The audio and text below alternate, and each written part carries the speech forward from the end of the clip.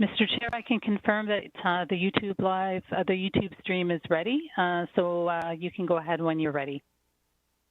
Thank you, Madam Clerk. Good morning. My name is Councillor Stephen Holliday, and I am Chair of the Audit Committee. The Clerk has confirmed that we have quorum, so I'll call meeting 8 of the Audit Committee to order. Welcome, everyone. Today's meeting is being held by video conference. City staff are also connected to the meeting by video conference.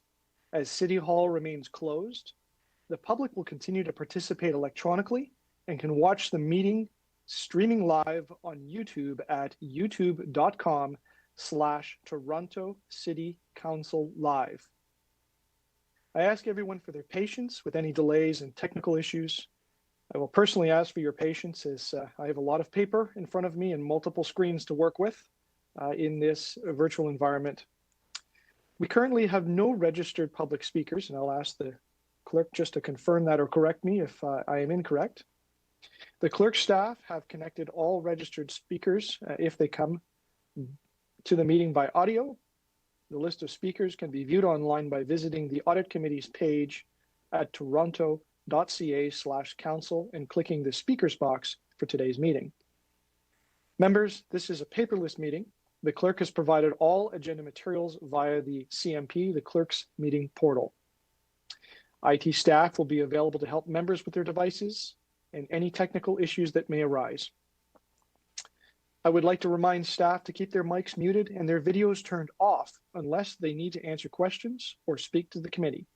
This will make it easier for me as the chair and for those watching on YouTube to observe members as they participate in the debate and vote on items. Members, please keep your mic muted unless you wish to question staff or speak to an item, and ensure that your video is turned on. As part of each agenda item, I will ask members to raise their hand or unmute their mic if they wish to question staff or speak. I will then create a speakers list and will call on members when it is their turn to speak.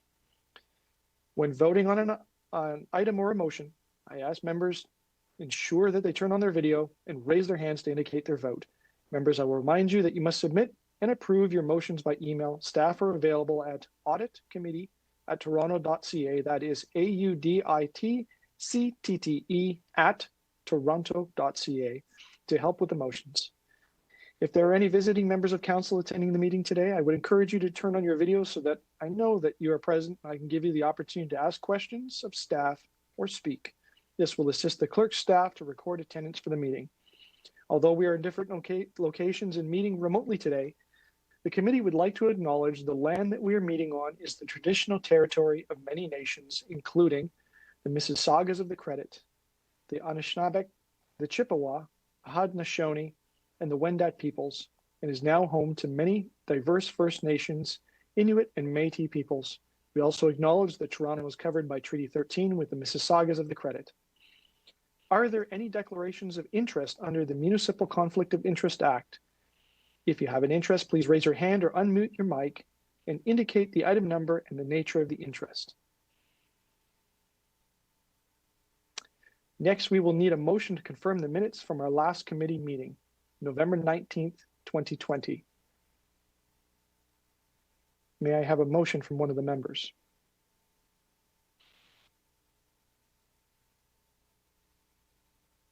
So moved, Mr. Chair. Councillor Ford moves. All those in favor? Any opposed? And that is carried.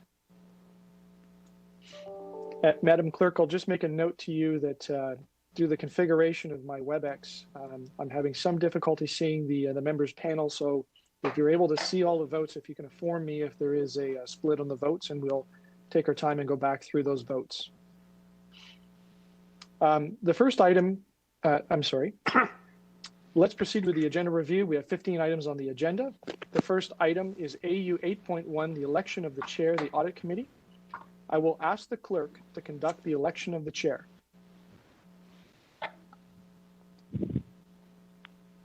Good morning, members. Are there any nominations for chair of the Audit Committee? Members may nominate candidates, including themselves, and nominations do not require seconding. I'll nominate Councillor Holliday to continue with the outstanding job he's been doing. Okay. Thank you, Councillor Fillion. So Councillor Fillion has nominated Councillor Holiday. I'm calling for nominations a second time. Are there any further nominations for chair? I'm calling for nominations a third and final time. Are there any further nominations for chair? Hearing no further nominations, I declare that the nominations are now closed. As Councillor Holiday is the only nominee, I declare him the chair of the Audit Committee for a term of office starting February 16th, 2021 and ending November 14th, 2022.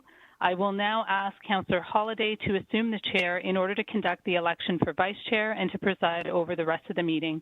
Thank you, members. Thank you, Madam Clerk and members, for your confidence. The next item is AU 8.2, election of vice chair, Audit Committee. Members, are there any nominations for vice chair of the Audit Committee? Members may nominate candidates, including themselves, and nominations do not require seconding. And I will first off take the opportunity to nominate Councillor John Fillion as vice chair and thank him for his assistance this term leading up until now. I couldn't do it without him. Are there any other nominations? So Councillor Stephen Holiday has nominated Councillor John Fillion as vice chair. I am calling for nominations a second time. Are there any further nominations for vice chair? I am calling for nominations a third and final time. Are there any further nominations of vice chair? Hearing no further nominations, I declare the nominations are now closed. As Councillor John Fillion is the only nominee, I declare him the vice chair of the Audit Committee for a term of office starting February 16th, 2021 and ending November 14th, 2022. Thank you, Councillor Fillion. The next item is AU 8.3, Auditor General's 2020 Annual Report demonstrating the value of the Auditor General's Office. There is a presentation on this item, so I will hold it down. The next item is AU 8.4, Auditor General's 2020 Annual Report on the Fraud and Waste Hotline. There is also a presentation on this item, so I will hold it down. The next item is AU 8.5, Auditor General's follow-up for the Outstanding Recommendations Status Update. There's a report from Madam Auditor with a recommendation. I also understand that Madam Auditor can provide a brief presentation on the item if the committee wants an overview of the facts. Would anyone like to hold this item down? Please raise your hand or unmute your mic to let me know. In addition, I would ask the members, considering the diverse subject matter of this report, if you could be specific about the component so that the staff that do not need to answer questions once we've held the item have the opportunity to go about their business of the day.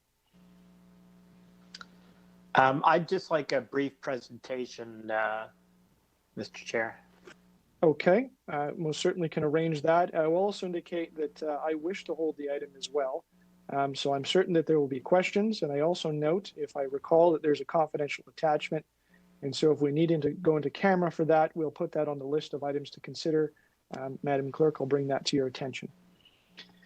The next item is AU 8.6, getting to the root of the issues, a follow-up to the 2019 Tree Maintenance Services Audit. There are two presentations on this item, so I will hold it down. The next item is AU 8.7, Toronto Business Improvement Area, BIA's Accountable Payable Fraud Investigation. There's a report from Madam Auditor with recommendations. Are there any members wishing to hold this item? I'd like to hold just probably for a couple of quick questions. Okay, so we'll hold that down. I do understand that Councillor Ainsley may or may not be able to join us for that particular item, so I'll make that note. If we can keep an eye on the timing of that, we will deal with it in order. The next item is AU 8.8, Information Technology Projects Implementation, Information Privacy and Cybersecurity Review of the Human Resource System. There's also a report from Madam Auditor General with recommendations. I also understand that Madam Auditor General can provide a brief presentation on this item if the committee wants an overview of the facts. Would anyone like to hold this item? Sorry, Councillor Fillion, please go ahead. Yes, please. A brief presentation would be great. Okay, and I know that I will have some motions for this particular item. AU 8.9, Cybersecurity Incidents at the City and its Agencies and Corporations, Integrated Incident Response Plan is needed. There is a report from Madam Auditor General with recommendations. Would anyone like to hold this item? If so, please raise your hand or unmute your mic to let me know. I'd like to move the recommendation. Thank you, Councillor Nunziata. Councillor Nunziata is moving the recommendations. All those in favor? Any opposed? And that item is carried. AU 8.10. Pension, payroll, and employee benefits update regarding October 23rd, 2020 Audit Committee reports on employee health and dental benefits. There's a report from the controller with a recommendation. Would anyone like to hold this item? Please raise your hand or unmute your mic to let me know. Seeing none, would a member wish to move the recommendations? I'll move the recommendation. Councillor Nunziata moves the staff recommendations. All those in favor? Any opposed? And that is carried. The next item is AU 8.11, Audit of Winter Road Maintenance Contracts, Fleet Services Division's update. There's a report from the General Manager, Fleet Services, with a recommendation. Would anyone like to hold this item? If so, please raise your hand and unmute your mic to let me know. Seeing none, may I have someone move the recommendations of the report? I'll move the recommendation. Councillor Nunziata moves the report. All those in favor? Any opposed? And that is carried. The next item is AU 8.12, City of Toronto Audit Planning Report for the year ending December 31st, 2020. There is a presentation on this item, but I'm going to check with members of council. It is a slide deck. I wonder if we can take that as read. Is there anybody wishing to have that presentation brought to the Audit Committee, or may I go ahead and move the recommendations, which I believe is to receive the item? I'll move the recommendation. Very good. All those in favor of the recommendation? Any opposed? And that is carried. AU 8.13, Auditor General's Office of the City of Toronto, report on the results of applying specified audit procedures to the Financial Information Officer other than financial statements for the year ending December 31st, 2019. There's a report from Bob Gore, Robert Gore and Associates, Chartered Professional Accountants. The recommendation is for City Council to receive this report for information. Would anyone like to hold the item? Seeing none, may I have a member move the recommendations? I'll move the recommendation. Councillor Nunziata moves the recommendations. All those in favor? Any opposed? And that is carried. AU 8.14, Arenas 2019 Audited Financial Statements, Report number 2. There's a report from Madam Auditor General with a recommendation. Would anyone like to hold this item? Please raise your hand or unmute your mic and let me know. I'll move the recommendation. Councillor Nunziata wants to move, but she got ahead of me. I do believe that I have a motion. And Madam Clerk, are you ready to present that? It's very straightforward, and I think we can dispose of the item right away. Mr. Chair, we're not yet ready with that motion. If you could hold it down for the time being, and we'll work on that shortly. Certainly. I'll just let members know that it's a fairly straightforward motion that just asks one of the arena boards of management to report back on the status of the management letter to the Audit Committee at the end of the year. But we'll hold that down and we'll deal with that in order. AU 8.15, Community Centers 2019 Audited Financial Statements, Report number 2. There's a report from Madam Auditor General with a recommendation. Would anyone like to hold this item? Seeing none, may I have a member move the staff recommendations?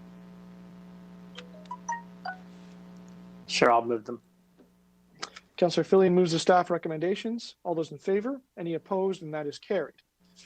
Okay, we'll take ourselves back up to the top. Mr. Chair, I made a mistake on item number 9. I'd like to hold that for now. Okay, let me just scroll to the section here. Okay. The next item is AU 8.9, Cybersecurity Incidents at the City and its agencies and corporations. Integrated Incident Response Plan is needed. Motion to reopen. All those in favor? That's carried. And Councillor Fillion will hold that in your name. We'll go back to the top of the order paper. We've completed number 1 and number 2. And so we will go to item number 3. That is AU 8.3, Auditor General's 2020 Annual Audit Report demonstrating the value of the Auditor General's office.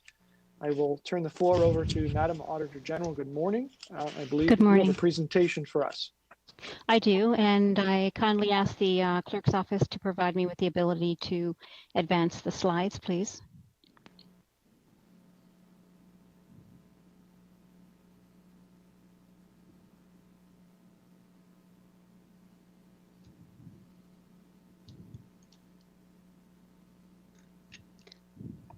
While I'm obtaining access, I'm going to just start. With 10 months left in my term, this is my 7th year. With 10 months left in my term, this is my final annual report. And I think it's really important to focus on really a lot of the work that management does this year. They really do grab hold of the recommendations as a general statement, and they move forward. And I have seen that in the reports that we've completed this year. So with the first slide, clerk.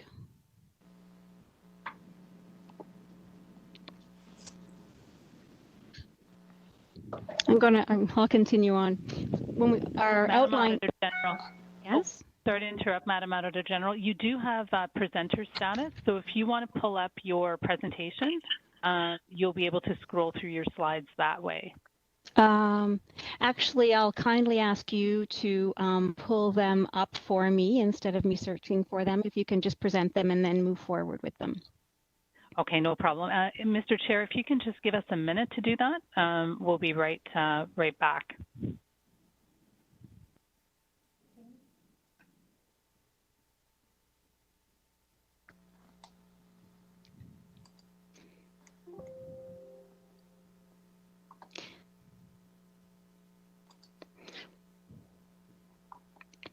I'll just go over the presentation overview as the clerk is pulling it up. We're going to go over our 2020 highlights. Then we're going to look at our outcomes, and then we're going to speak about my final remarks. So if you can move ahead to the next slide.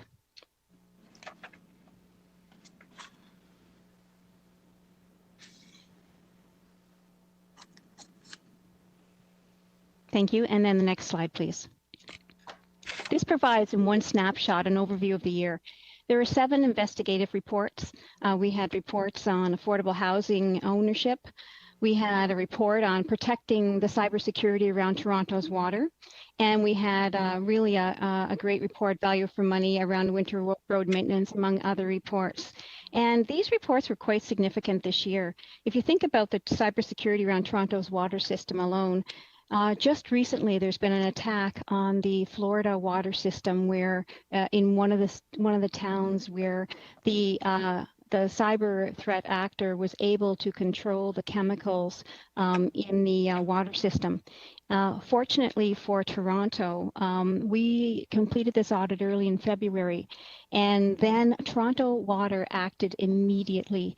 Overnight, they did some disconnection from the internet, and within the year, they've completely, almost completed everything. And so it's really great. So you can rest assured that your water system is safe. Around affordable housing, they're really looking at the eligibility of people, and around winter maintenance, really making sure they're leveraging technology and contract management. So I'd also like to highlight on this slide that in addition to doing this work, we remain in the forefront of one of the more respected offices, because we've received a Knighton Award from the United States, which is an award that Canada has not seen at this level. And it really relates to doing a very leading practice within the audit industry.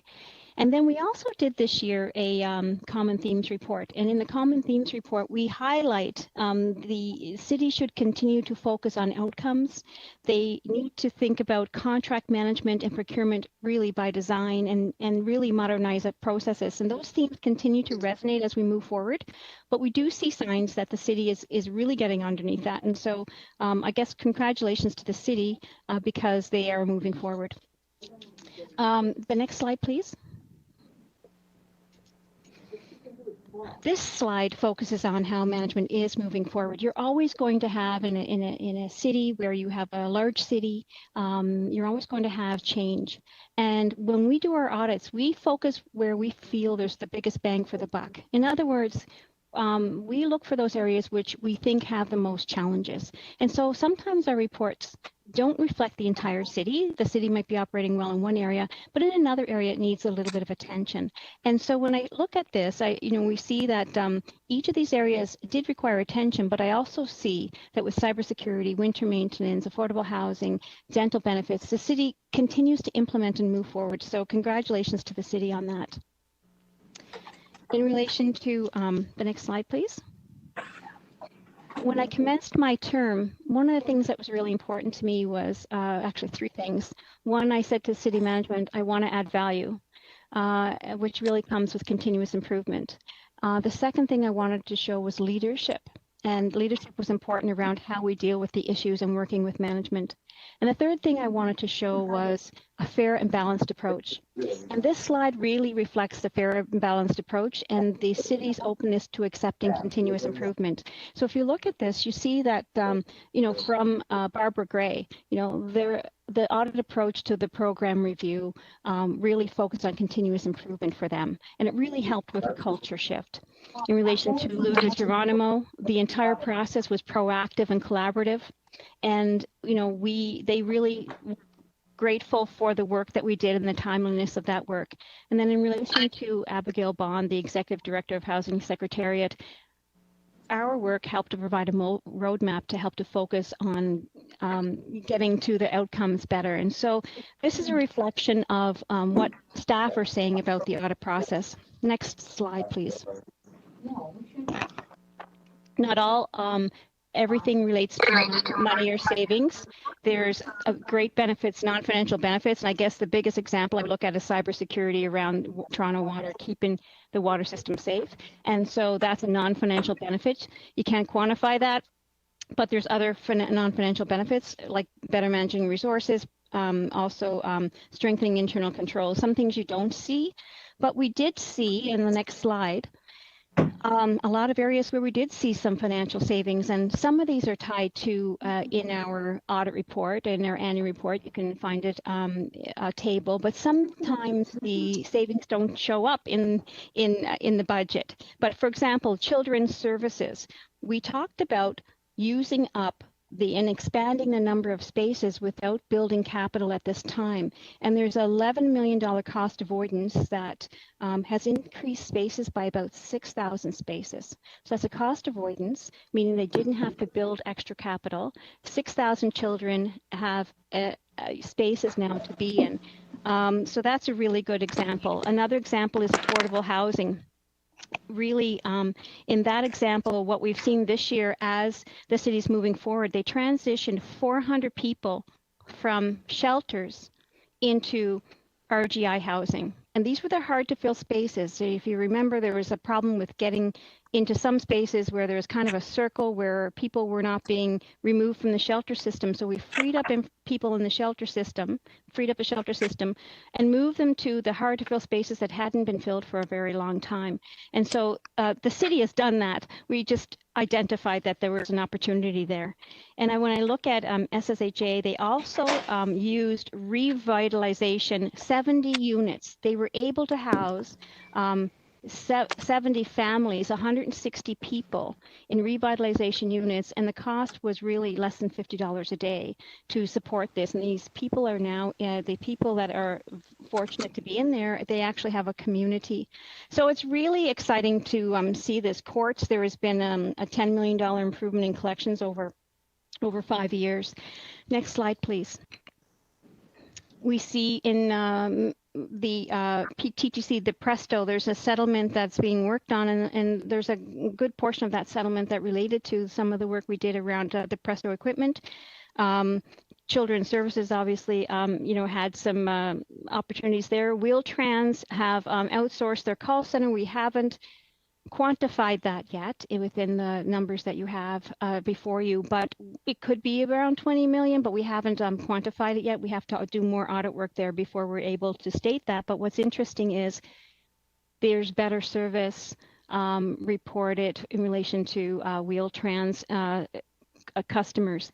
And then rent geared income, one of the recommendations related to that, related to, you know, ineligible households, people who were in households that really shouldn't have been there, and actually 7 ineligible households have vacated their RGI units, and over $300,000 has been identified as overpayments that are being pursued to recover. So that's a lot of work done by management. We can only make the suggestions and be a catalyst for change, but management's done all of that, so that's fantastic. Next slide, please. In relation to return on investment, what we see is about $12.70 for every dollar invested in the office. Some of that is included in some budgets. We have a table in our report. Some of it is cost avoidance, so it wouldn't show up in the budget. But we see that we're adding value, but the value really depends on having a committed city council, which we have. Management that takes hold of the ball and runs with it, and even sometimes brings things to a much greater level than we could ever imagine. And our team, committed audit team that really works tirelessly to identify these areas and opportunities. So we've got all that here at the City of Toronto. The city is moving forward. Last slide, please. So management is, on the whole, addressing recommendations. There's sometimes things in some projects don't move ahead as quickly, but in general, management is on the whole addressing recommendations. The city is seeing savings, and the return on investment is quite high with the investment in audit. So last slide, please. No leader does this alone. It really takes a committed staff behind the Auditor General to make a difference and want to make a difference. And our staff this year worked in off-peak hours, sometimes after 5 o'clock and before 9 a.m. in the morning, to allow emergency services to use the bandwidth when bandwidth was short. They just kept working steadily. They jumped in addition to their own work, when there's an emergency need to translate documents to help to get PPE with 14 languages being spoken in the office. You didn't have to ask twice, day or night. Whenever there was a need, staff stepped in. And in addition to that, they're really committed to making a difference in people. And an audit's about people. And I want to sincerely thank each and every one of them for the work that they've done this year. There's a huge debt of gratitude that I am giving them, but I think in relation to the committee and Torontonians, it is this group that has done the work. Thank you very much. Thank you, Madam Auditor. Are there any questions from the committee on this item? Seeing none, are there any members that wish to speak to the item? I will speak briefly, and just to say thank you, a big thank you to you, Madam Auditor General, and of course your team, which I'm really glad you've highlighted, and we didn't get their pictures on the last slide. It has been a very tough buddy in many ways, and I wanted to you've been very modest about it, but I think there's a little bit of information in the leading pages of the report that just talks about how business continued with respect to the work that the Auditor General's office does. I know we're going to hear about it more in some of the audits that are before us today, and there's no shortage of work and material being produced despite the challenges of COVID. And I want to recognize what staff in your office did. Is they did things like having to work off peak hours and still carry on business, but they also volunteered their time. And I think one of the things that your staff did was translate items to help with the effort to fight COVID. And I think that you should be proud of that. And I think we should all be proud of the dedication that your team brings to the city. And I always thought about audit as this traditional thing where we go and look for financial savings and money and catch fraud and all that kind of stuff. But I really come to learn in my time on the Audit Committee that what you do as an auditor is lead a path, like a roadmap for change. And often you find savings, but you also create better services in the city. And so that I'll acknowledge, of course, the city's management team for seizing upon that roadmap and bringing some of the incredible changes that you've highlighted in your report. So, with my gratitude, I will move the recommendations, which is to recommend that council receive your report. So thank you very much. Thank you. So with that, all of those members in favor of the recommendations before us, any opposed, and that item is carried. We'll go to the next item, which is AU 8.4, the Auditor General's 2020 Annual Report on the Fraud and Waste Hotline. Madam Auditor General, you also have prepared a presentation for us, and I would turn the floor to you. Yes. Please go ahead. And I'll kindly actually ask the clerk to please put up this presentation, and I'll ask Sean McIntosh to lead the presentation on this. Sean is the acting director of the forensic unit, and he's going to be assisted by Jasmine Batia. All right, good morning. Thank you, Auditor General. So yes, good morning, members of the Audit Committee. Today's presentation on the 2020 Annual Report on the Fraud and Waste Hotline will cover 3 items. So the first is key statistics and beyond the numbers, 3 major investigation reports we issued in 2020, and our communication initiatives that we have planned for 2021. Can you please move to the next slide? And the next slide.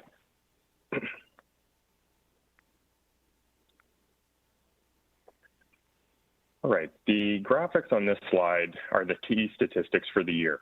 There will be 3 areas I'll focus your attention to. Beginning at the top left, we have number of complaints. So we've received 848 complaints this year, representing over 1,350 allegations, as each complaint may include multiple allegations. So this is a 44% increase over the number of complaints received in 2019, which was 587. So as you know, complaint activity may go up or down depending on the various factors such as outreach activities and the nature of issues being reported in the media. This year, 45% of our complaints were received through our secure online form, which is directly integrated into our complaint management system. As well, at the beginning of March 2020, the hotline started to receive complaints related to the COVID pandemic. So approximately 10% of our complaints this year received were COVID related. Many of these were not related to fraud or waste, but like with all complaints, they were reviewed, preliminary inquiries were completed by our staff, and we redirected the complainant to the correct location for their complainant, if possible. Moving on to the outcomes. So 78 complaints were fully investigated in 2020, and 9% of those were substantiated as of December 31st, 2020. This percentage will increase as 2020 complaints continue to be concluded in 2021. It's also important to note that 43% of our substantiated complaints were anonymous. Our new system allows complainants to communicate with us anonymously and therefore brings even more confidence in our process. At the bottom of the infographic, you can see the total actual loss for 2020 substantiated complaints was $179,000, with the cumulative total of $36.9 million over the last 5 years. These amounts are also expected to increase as outstanding complaints are closed in 2021. The actual loss represents the dollar value lost by the city as a result of substantiating fraud, waste, or other wrongdoing from the hotline. And finally, it's important to mention we have resolved and closed a total of 705 complaints in 2020, of which 557 were complaints received in 2020, and an additional 148 were complaints from prior years. So of these 148 complaints from prior years, 11% of them were also substantiated. So this demonstrates that the forensic unit manages complaints until completion, which due to backlog, volume, and complexity of complaints is not always in the year they're received. So there are other impacts of the hotline program beyond the numbers, which we'll discuss more on the next slide. Please. Yep, thank you. So discipline acts as a deterrent to wrongdoing, and in 2020, there were 24 substantiated complaints, of which 6 employees were disciplined. There were also 18 cases of other appropriate action taken by management, such as updating divisional policies and internal controls and terminating ineligible subsidies. This shows that when the hotline complaints are received, the city takes action. Another impact is the information gathering. So we're collecting data on all complaints for several reasons. First, it can help identify trends that may point to systemic issues. In 2020, we had some key trends of substantiated complaints, including subsidy fraud, conflict of interest, employee benefits fraud, and misuse of city resources and time theft. Secondly, complaint data is also one of the factors considered that may result in an audit being conducted. For example, the audits of the Affordable Homeownership Program, winter maintenance, and the cybersecurity presented in 2020 were initiated in part due to complaint data from the hotline. Other benefits of the hotline include strengthening internal controls, improving operational efficiencies, and increasing deterrence and detection of fraud and wrongdoing. As you know, the impact of fraud is more than just financial losses. It can damage the morale of employees and negatively impact the city's reputation. Also, significant management time is required to investigate instances of fraud. Therefore, having the hotline as a deterrent is an important tool in the fight against it. Next slide, please. So not only did we process 848 complaints this year, we concluded 3 major investigations, which resulted in reports being issued to Audit Committee in 2020. The first report issued was a follow-up review of the Toronto building conditional permits. The Auditor General made 8 recommendations in this report, which all were agreed by management, and some were implemented immediately by the chief building official at the time of the report. The second report issued was related to a land transaction on a city property at 268th Street. There were no recommendations made in this report. Next slide, please. Lastly, in October 2020, we submitted a report on an extensive investigation related to city employees' health benefits involving a medical spa. The Auditor General made 5 recommendations in this report, which all were agreed by management. This investigation reviewed allegations of fraud against city employees and 2 of their spouses. A total of $38,000 was paid to these employees for a treatment of a condition which, in our view, they did not have. An update since the completion of this investigation and presentation at the Audit Committee was 1 employee has been terminated, 1 employee was suspended. All 3 cases have been referred to the police, and 2 of the employees have reimbursed the city. Next slide, please. Finally, I would like to briefly mention our planned communication initiatives for 2021. So we're going to undertake an educational campaign to raise awareness on employees' responsibility to report wrongdoing to the Auditor General's office as required under the Toronto Public Service Bylaw. So this will include reinforcing City Council's message from 2018 that staff report any allegations of potential wrongdoing involving city resources, including potential wrongdoing against the city by a third-party vendor, to the Auditor General's office for further investigation. In addition, we'll continue to inform, encourage, and remind members of the public and employees about the usefulness of the Fraud and Waste Hotline program, especially during the pandemic when changes in processes and programs have occurred. So that is our quick presentation for the 2020 annual report. I thank you for your attention, and we would be happy to answer any questions you may have. Thank you. Thank you, Sean, and thank you, Madam Auditor. Are there any questions from the committee? The question? Councillor Nunziata, please go ahead. Yeah. Thank you. Just on the employee health benefits fraud involving a medical spa, that's 3 employees? Yes. Okay. So the first employee has reimbursed, right? Mm-hmm. Yes. And the second has reimbursed, but the city terminated his employment, right? Yes. My question is on the third. The third employee has not yet reimbursed the city. So can you just give me an update on that? Why has that employee not reimbursed the city? And and why is just 1 employee terminated and the other 2 just suspended? If you can just explain that to me. I'm just going to interrupt for 1 moment. I'm just going to ask the clerk And if we have appropriate city staff on board, are there any matters here that need to go into camera? Because I don't want to prejudice any work that's ongoing. But otherwise, if these are available for answer, please, by all means, go ahead. So I'm gonna actually look to legal services in relation to in management to evaluate whether this question can be answered publicly. Oh, okay. Okay. Good morning. It's Alma Kinton from People in Equity, and I was in position that this is because this relates to a particular employee. The impact on an employee, that this is a question that would have to be answered in camera. All right.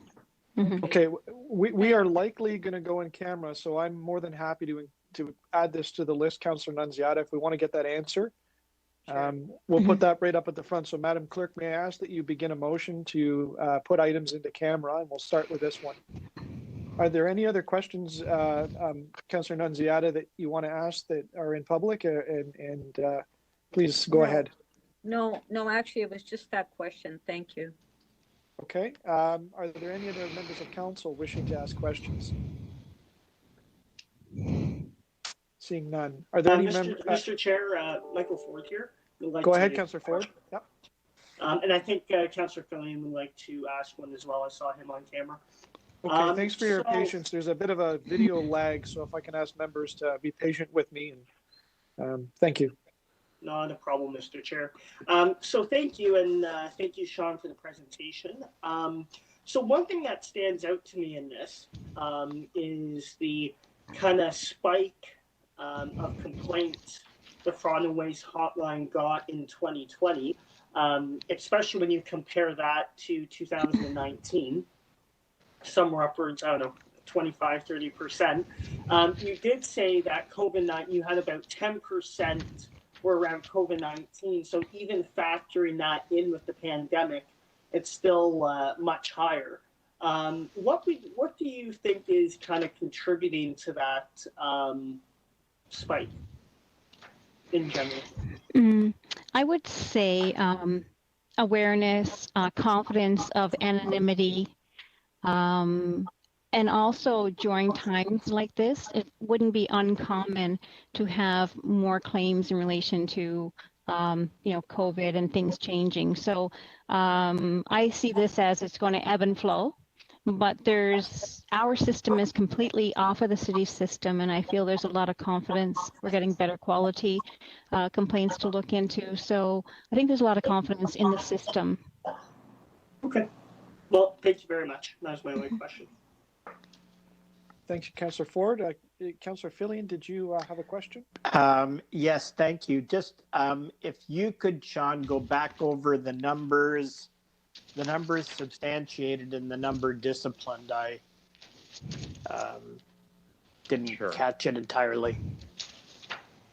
So in, I guess one thing that we're able to do with our new system now too, compared to before, is single out substantiated complaints from prior years. So this year we're able to give a bit more of an overview. So back on,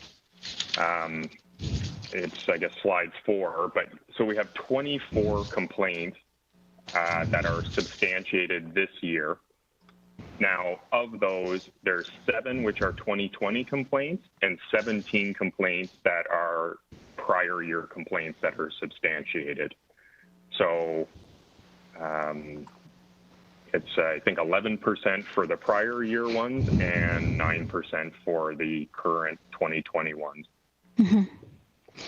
And the number disciplined of that 24?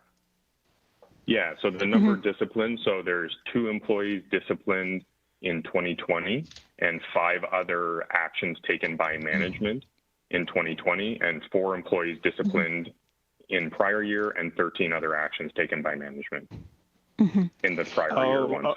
Okay, so I was trying to correlate the 2 totals. So have I got it right that most of the ones where something is substantiated, that there is some kind of action taken? Yes, yes. You can say that I find management is diligent in making sure that actions are taken. We look at it for reasonableness because certainly if there's something happening, we wouldn't want it to happen again. And I find that city management does take action, and these numbers are, look low because there's other areas where a benefit will stop being paid to somebody who's ineligible, or it's outside the city system. Within the city system, management does take action. I'm confident in relation to the cases that I've seen that the actions have been reasonable, measured, and fair. So that's what I see, and I'll turn it over to the city management if they have any further comment on this. And I'm fine. I thought at first I thought maybe there was a big discrepancy between the two numbers, but that doesn't appear to be the case. And I should know the answer to this, but are these both internal and external complaints? Yes. This is all complaints. Mm-hmm. And the increase that Councillor Ford asked about, is that in both streams, or is it been primarily in one or the other? Actually, I don't have that information, but with our new system, we could probably bring that to the next meeting if we take it away and analyze that. Or just send me an I don't want to sure. cause you more work. I just wondered if you'd noticed the trend.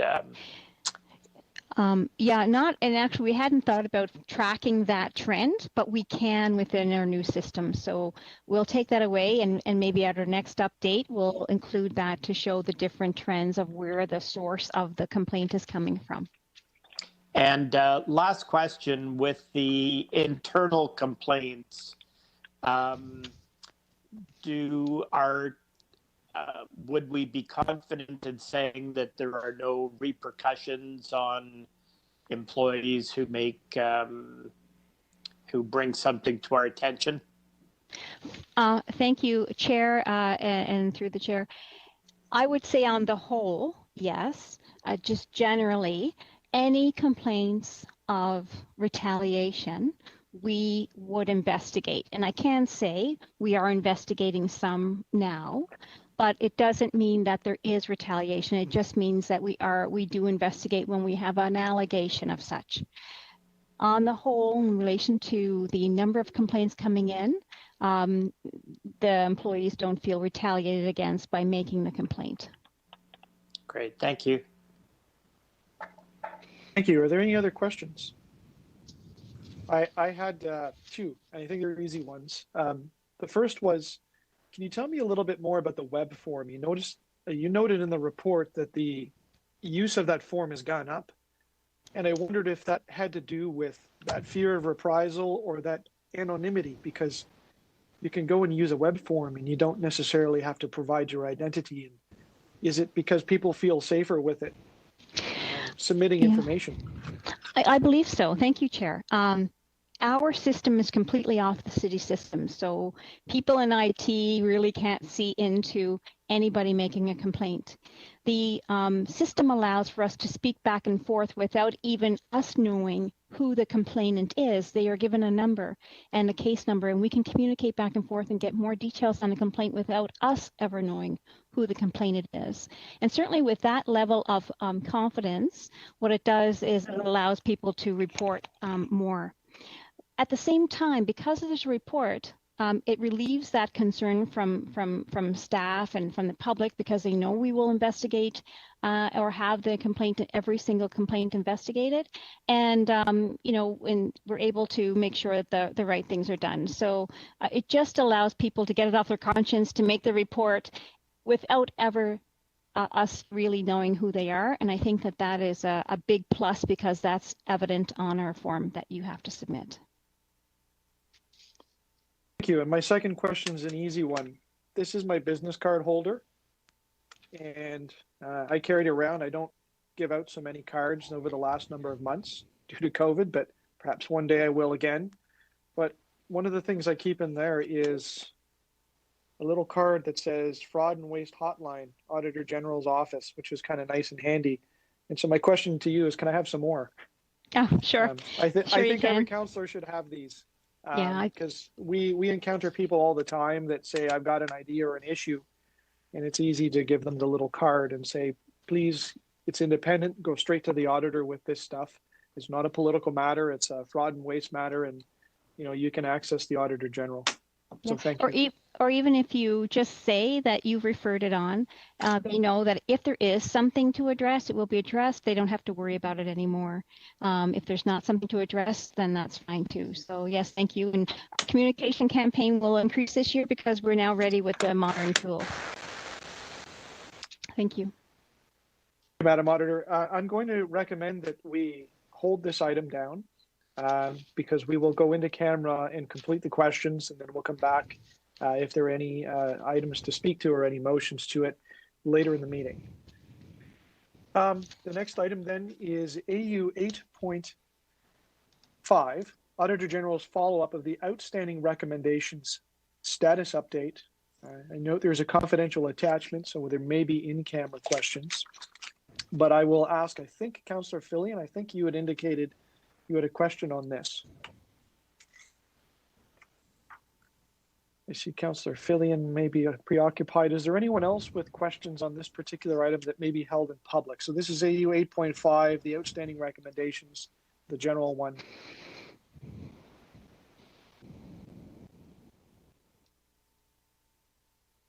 Yes, sorry, Mr. Chair. Just having some issues with my other computer. I guess is the, I think I usually ask this question of the Auditor General. Is there anything in here that you think we should be focusing on and perhaps bringing back to another meeting? So this is our new process, just so you know. And our new process is we have every single recommendation, and management can update the recommendations whenever they wish to. And as they're moving along in the process, you can always have a real-time update. We can publish monthly. So even though it used to be we had to wait for 18 months before we did our audit, and we will still do our audit around high priority items, and other items also. But management can always inform the committee in relation to their status. And so that's a plus. In relation to things that need attention, there's two areas I would say. Number one is IT, and that's in a confidential attachment. It's around IT security. And the second area is relation to TTC. They've done a lot of great work on Wheel-Trans this year, but there's a lot of outstanding recommendations. They can't be addressed in this meeting, but we are intending to go in to do a deeper dive to see if there's anything we can identify to help TTC move forward on those. So the biggest item I think that you should focus on is confidential attachment, IT security. Thank you.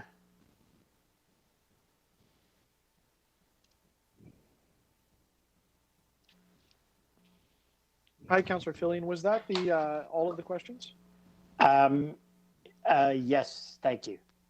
Okay, so I'm going to recommend this item as well, that we hold it down, because I definitely have a question pertaining to the confidential attachment.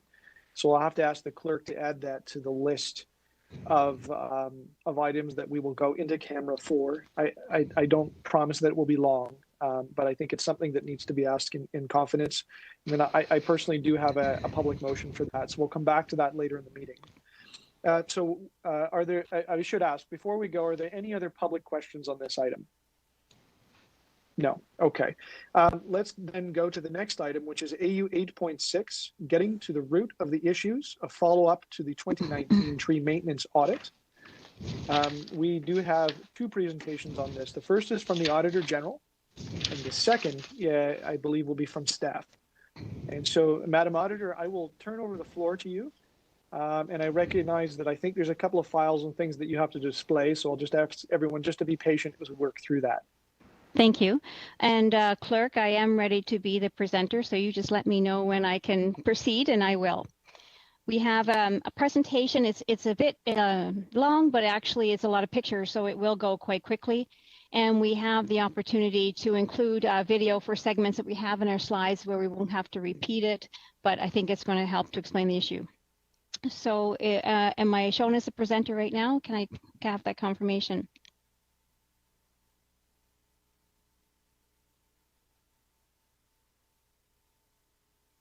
Hello, clerk? Chair, can you see my slides?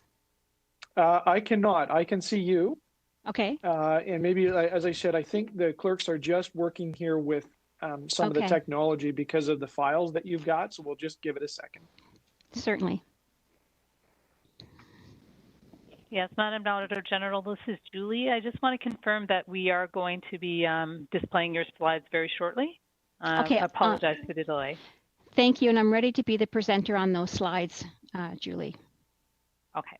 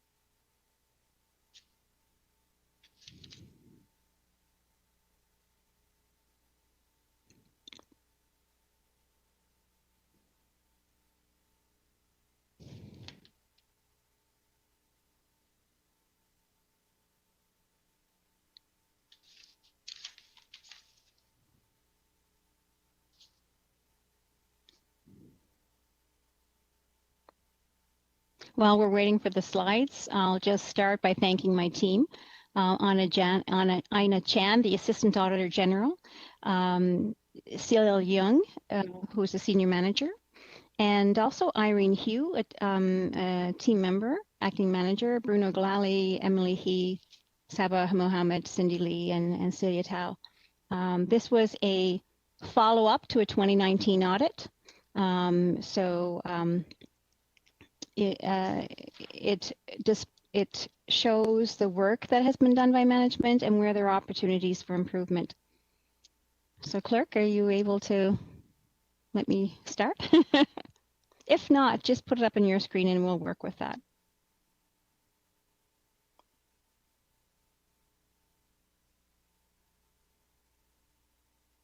I think the clerk staff are working on it. I have them on the phone here.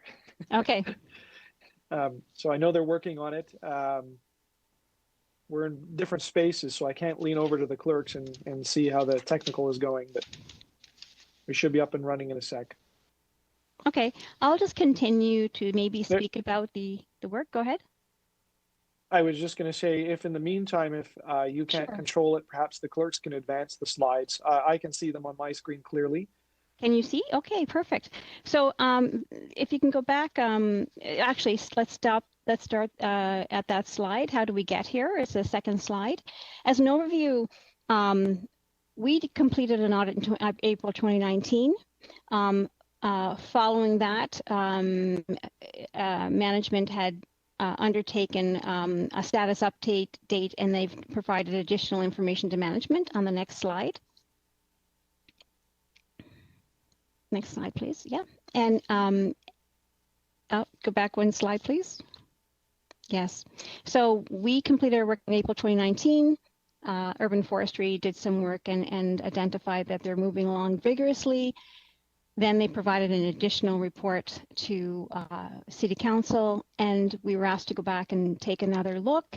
And essentially, this is our follow-up. And we just wanted to identify what was happening. Next slide, please. How we approached our follow-up, we really undertook 500 hours of observation. It was about 2 months of observation. We monitored crews for whole days. Now, to give you an example of the coverage, there's about 107 crews, and we followed 25 unique crews. And we probably had about 40 days of observation in there.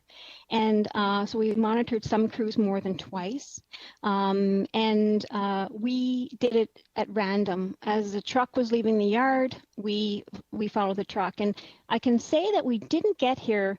The decision to do physical observation actually came because once we were asked to do the follow-up, and knowing we had done a paper review for the first audit and we'd done some on-site, I decided that I really needed to understand myself how things were progressing. And so I got in the car. I went to monitor at the yard at 6 a.m. and followed a couple of crews myself just to get a sense of how things were operating myself. And once you understand the risks that you're facing, then as an auditor, you determine what steps need to be done to identify and quantify and follow up. And so the first day that I went out, I realized that we had opportunities for improvement as a city, for sure. And there's a delay between when the work is done and when the invoice comes in, and there's a lot of crews. And so we needed to capture that information real time to be able to compare it to documents and billings that could happen at least a month later. And so that's what we did. So we did physical observations. We compared the physical observations to the daily logs, and then we looked at the GPS data to corroborate that. Next slide, please. This is really about focusing on outcomes. It's important that the city maximize the green, maximize the amount of time spent on the tree maintenance activities. This is really our tree canopy. And it's about dollars and cents, but it's actually about tree canopy. And the maximizing the amount of time on the tree canopy is important. Minimize the non-productive time. Expand the green, reduce the red. And then the yellow is time where there could be some efficiencies there also. So that's the way we've color-coded this. And if you look at the next slide, please. This is the table of contents of our report, and as we continue to go through this presentation, you're going to see numbering that's on the left-hand side, and that refers to the area of the report. But really, there's 4 things that management needs to do. They need to prioritize the operational efficiency and productivity. They need to apply the express terms of the contract, and this is not the first audit that we've seen where the terms of the contract differ from what's actually happening on the ground. They need to leverage high-quality GPS for multiple reasons. Not only it can track, not only for determining if there's somebody that might not be working, but maybe really the big thing is about planning and monitoring crews around various aspects. And the last thing is to strengthen the contract management. So this is just an outline for the presentation. So if you see 8.1, 8.2, that refers to the area of the report that you're going to find this section in. The next slide, please. We're going to prioritize, it's really important to prioritize actions to improve operational efficiency. And if you move to, this is a section in that area. If you move to the next slide, please, you see 2 pies. And on that next slide, Madam Clerk, you will see 2 pies. The upper left is the vendors, and in the right side, lower right, you're going to see the city crews. We looked at all crews. So 107 is all crews, and we looked at a sample of all crews, all vendors and the city. And really here, we're going to look at one more detail, but both groups have areas of improvement. One spends more time in the yard, which is the kind of the orange. Seems to have more parked cars, which is the red. The dark red is the area of non-productivity. When I speak about non-productivity, essentially what we've done is give the benefit of the doubt as much as possible around productivity. So for example, in the crew of 2, if you have one person carrying a cone around a truck and it takes them 10 minutes to carry that cone around the truck, I'm not saying that it has, I'm just saying if they're carrying a cone, out of a 2-person crew, we counted that as productive time. So what we're seeing here in 3 hours and 51 minutes, it's really, really we're giving the benefit of the doubt. That includes setup, that includes getting the clothes on, working on the tree, cleaning up. That's the green. We gave them the benefit of the doubt. In the red, 16% is in the dark red on the contractor. If we can go to the next slide, please. You see 16% in the red, dark red, and really that's an hour and 16 minutes. And if you add in the car time, now not all of that can be controlled by the contractor, we know that. This is just showing there's opportunity for improvement. If you improve, generally, a half an hour a day, if you can increase the time worked on trees by 30 minutes, it really it translates into another $1 million dedicated to the tree canopy. And there is room for improvement, and nobody's expecting perfection, but we do expect it should be lower. The non-productivity time should be lower than what it is right now. Next slide, please. One of the great things that have happened since our last audit, and it does show me vendors are willing to work with the city, is that we found a big discrepancy in our first audit between what was on paper and where the truck was. And so what the city has done is all city crews now have GPS, which is great. The vendors, now that we go out, what we are seeing is they are located beside the tree. They're not driving everywhere that you saw in the first report. They're located beside the tree. But the next slide, please. What we did see, though, is even though they're located beside the tree, not all of it is productive time. If the clerk can run the video in this section that relates to non-productivity, I'd appreciate it. Are you able to do that, Julie, for me?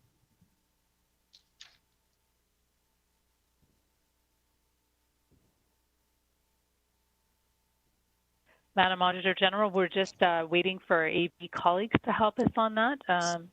It's coming up shortly.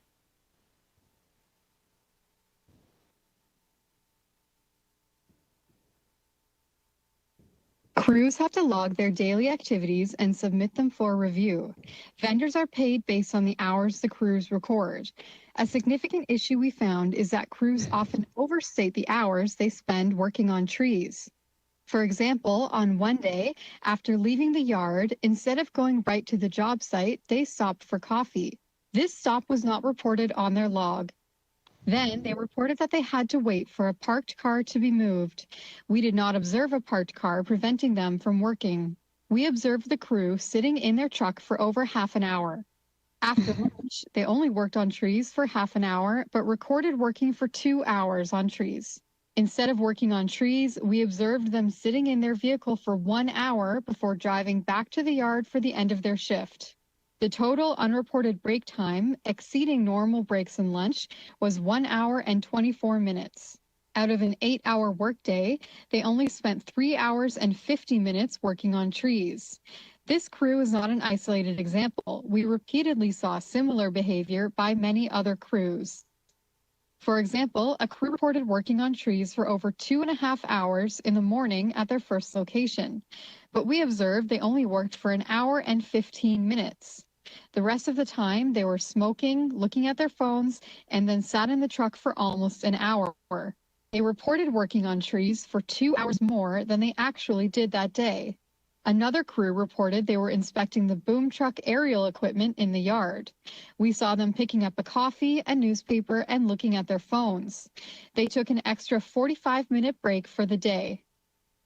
Strategic leadership and a culture shift is needed to ensure crews are accurately recording their time, which the city pays for.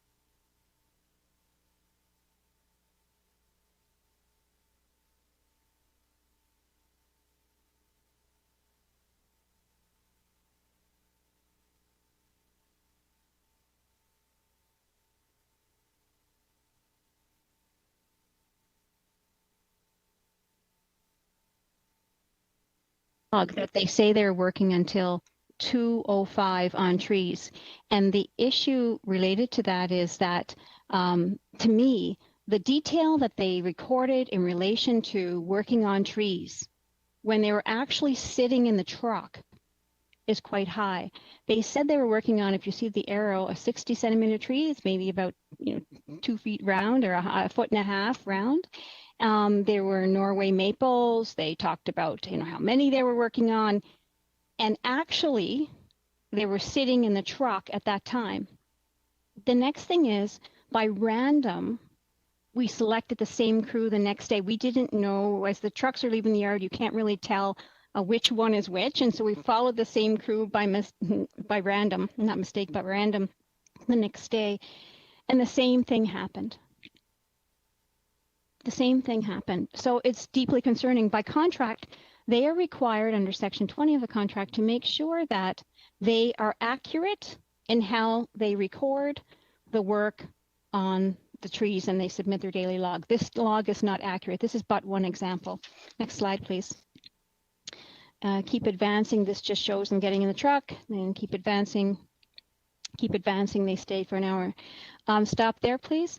There's a lot of unscheduled stops and unrecorded breaks. This is something that you can see from the GPS. You can see the areas that are being stopped at, and it adds up. Sometimes there's a crew that stopped 5 times in a row each day, and it would range from maybe 8 minutes but to 30 minutes stop, and it wasn't always recorded. And so the crews are allowed to have, well, actually the standard is what they take is 15 minutes in the morning and 15 minutes in the afternoon. They can run those times together. We pay, right now the city pays for those 15-minute breaks. In my view, the crews can take as many breaks as they need to, but the reality is that the city shouldn't be paying for those breaks. Next slide, please.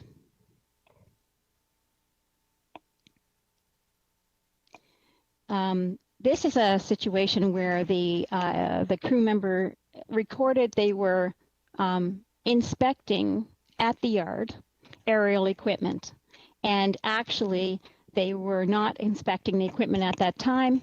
They were having a coffee, grabbing a newspaper.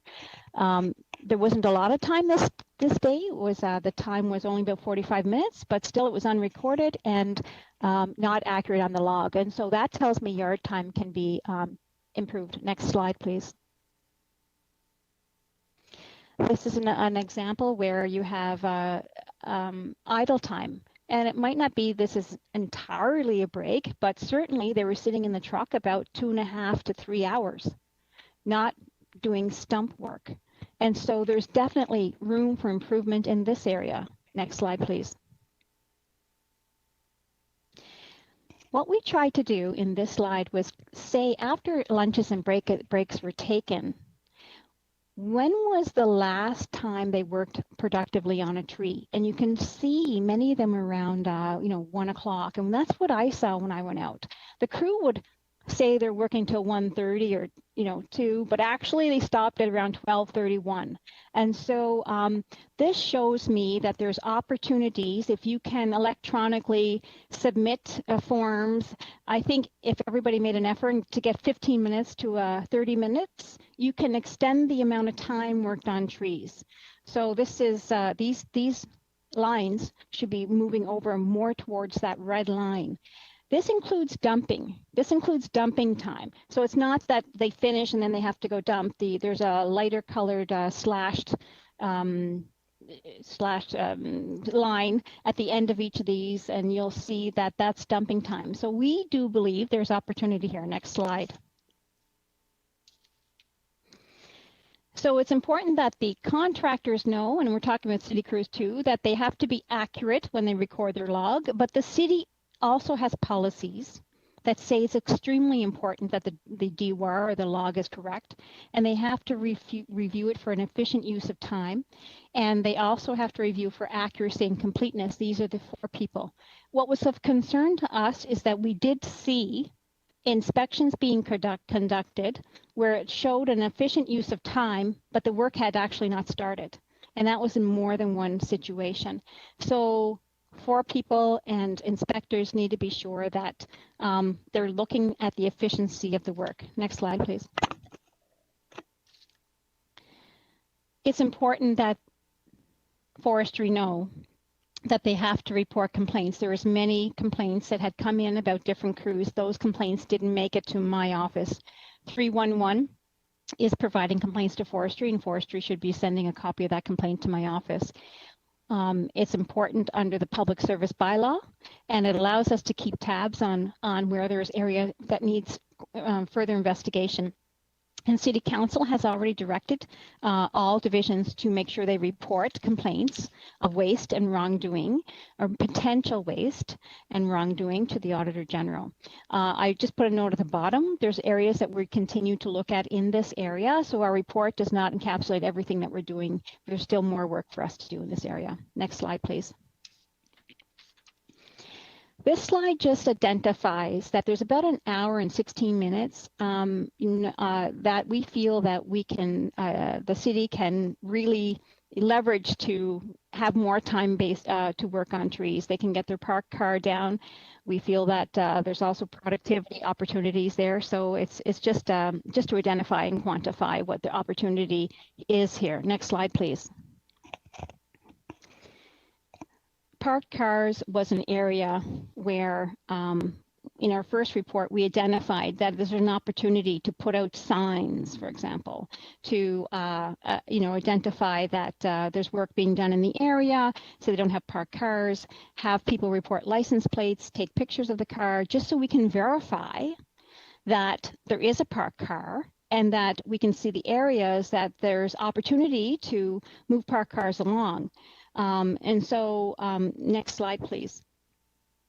What we found was we identified they could send notices, they could be warning signs, identifying there's work in the area, but we didn't see those measures being taken. And so what we had was essentially similar to what we had in 2019. Parked cars. Residents would respect, in my view, a sign to move their car if they know there's going to be temporary tree maintenance in the area to help the tree canopy around their area. But they have to know the work is going to happen.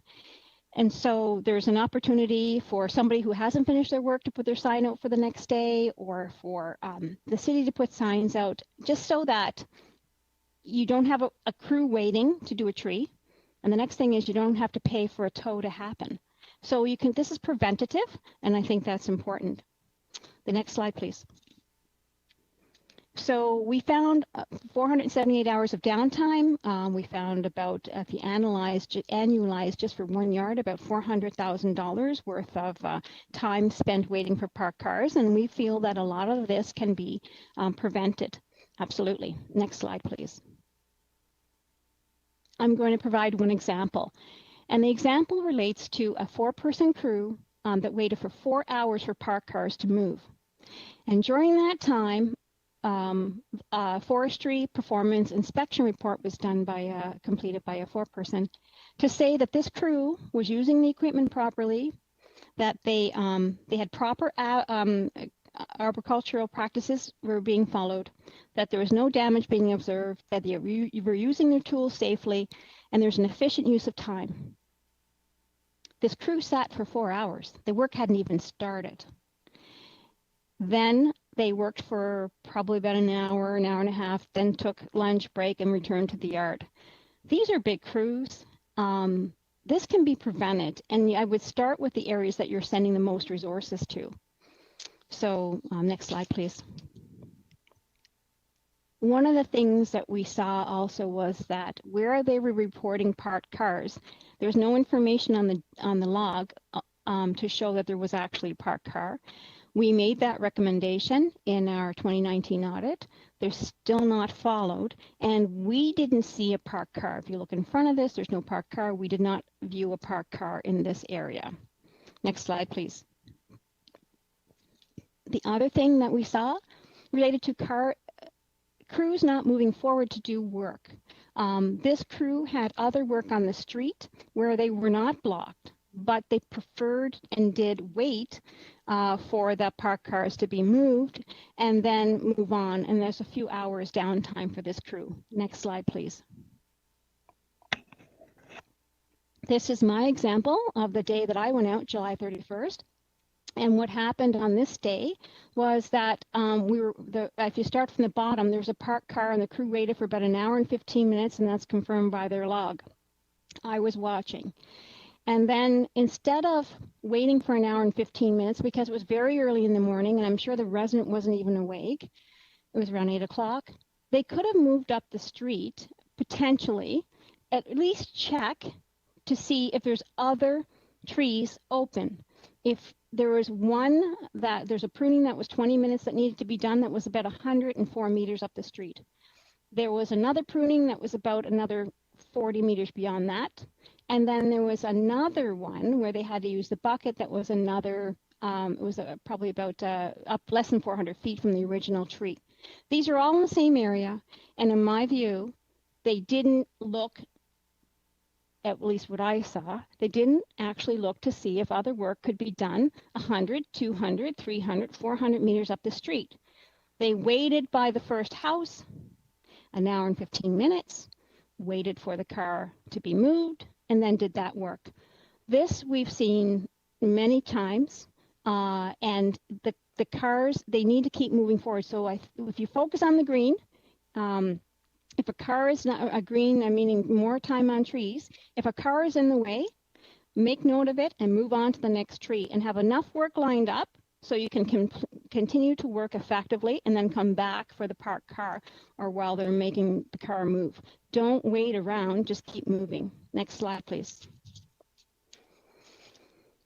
There's opportunity in the area of yard and dumping, you know, and also in driving. If you think about it, if you finish up work in an area, or if you've not completed work in an area, you can potentially avoid going back if you use up that productivity. So it's yellow. We make it yellow only because we feel that there's things that can be trimmed here, and it's simply a matter of, I think, focusing on the red first and then moving to the yellow to hone your efficiency.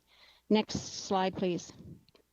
This is the city crews. The city crews clock more time at the yard. As I've shown you, there was an example where we did see people recording yard time, but actually were not in the yard, and they recorded they were doing safety inspections, because we would hear you have to do safety inspections. You know, we would hear you have to do tailgating, which is really a safety discussion. Yes, all that has to happen, but what we saw was the inspection was time was being recorded and they weren't there. We saw the tailgating. We saw it was actually after the fact, after the tree had been done, that the crew would be sitting in the cab for a longer period of time. So there's definitely room to trim there. Next slide, please. One of the things that we noted was the city is waiting for the enterprise-wide work management system to be implemented. In our view, and we have put a 50-second video up. Basically, we feel that they electronically can record the data now, and basically digitizing the DWAR, and there's opportunities to move from a paper-based to a more digitized approach today, if they can leverage that. But there's opportunities in the yard. Stop driving yard to yard. There's huge opportunities there. So next slide, please. So there's opportunities to improve operational efficiency. We talked about, you know, discrete physical observation. Really, it's not about investigating anybody. And we weren't there to investigate any crew. I just wanted to understand what's happening with the crews and selecting a couple of streets that crews are working on and just watching. You can identify efficiencies and problems that need to be solved. And if a crew continues to do it over and over and over, then you might need to do an investigation. But certainly it wasn't our view to do an investigation. Our approach was really to understand and identify efficiencies. And I think that the city can do that. You know, remind about city people about accurate reporting, minimize downtime. Next section, please. Contract management, next slide, please. Is perfect. There's three areas. If you go back just one slide, we're going to talk about the paid breaks, safe work practices, and record retention. So for paid breaks, right now the city pays for breaks for the contractor. It wasn't in the contract. And it's important when a contract is put out that whatever is paid for, that all vendors understand that when they bid. And it's important that if there's a decision to pay for breaks, remember that if the contractors are not city employees. I would liken it to actually getting in a cab. It might be that a cab driver stops on the way to the airport and they can take as many breaks as they need to.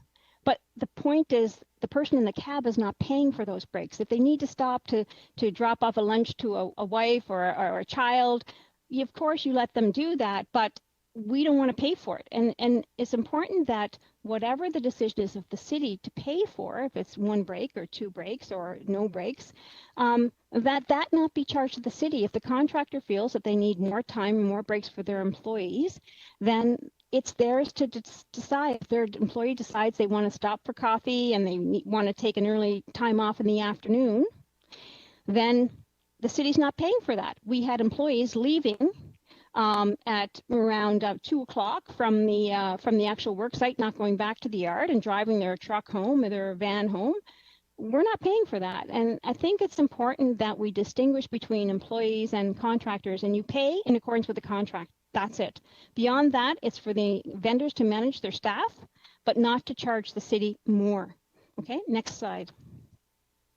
Safe, we talked about paid breaks. The city pays about $1 million a year for breaks if that is not in the contract. Next slide, please. Safe work practices. I kindly ask the clerk to run the next video. It's only about a minute, but it'll give you a sense of the concerns that we have in this area. Julie, please.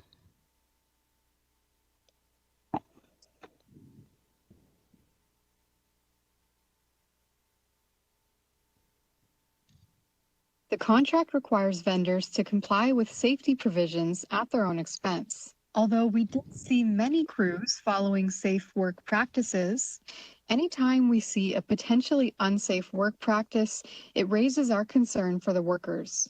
We saw several workers operating without proper hard hats or without protective eyewear, gloves, and ear protection. We also saw workers leaning into the chipper and wearing gloves with cuffs that can catch on its moving parts. We saw workers navigating the bucket, sometimes near wires, while also doing other things like smoking or talking on the phone, which could be dangerous if they become distracted. We saw other unsafe practices like drivers running red lights, driving the wrong way down one-way streets, and driving too fast. Urban forestry policies require them to check whether crews are working safely and whether they're wearing all the appropriate protective equipment, but their inspections do not note the same level of deficiencies that we saw. This raises questions about whether city inspections are sufficient to monitor compliance with the contract safety requirements. Thank you. I think it's a good idea for the city with its staff and with the contractors to review safety practices. I can say WorkSafe BC, especially around loading the chipper from the front instead of the side, wearing gauntlet gloves. There are multiple videos online about using that equipment appropriately. There's been many deaths.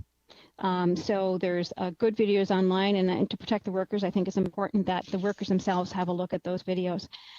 Next slide, please. We go over this area. Keep going. Keep going. Stop, please. Thank you. GPS can be used to monitor crews' speed. Crews are required to comply with occupational health and safety around in the contract, and it takes time to train crews, and so that's why the vendors have to make sure that they invest that time to make sure crews have the proper PPE, they have the proper instruction around using the chipper, but also around highway traffic. So speeding, this crew was doing 70 in a 50. I believe potentially returning to the yard.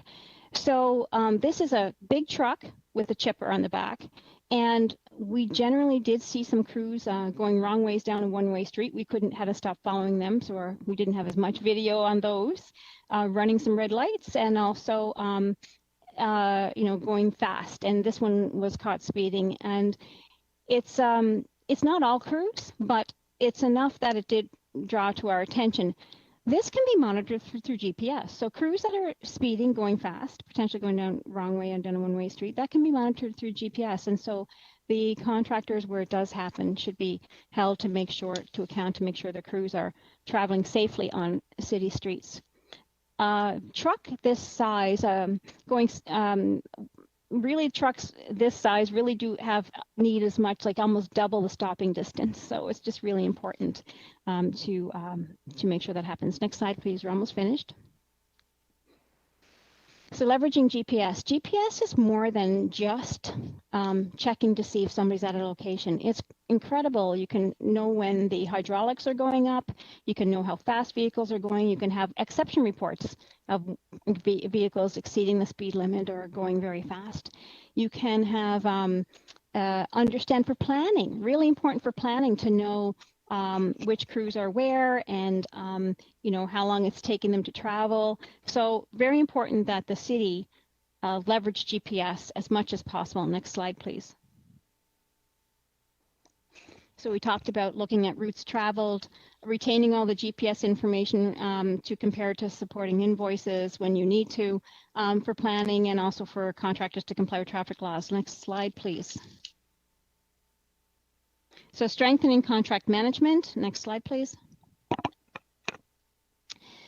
It's key on unexpected outcomes. When you set up a contract, to be clear on the expected outcomes.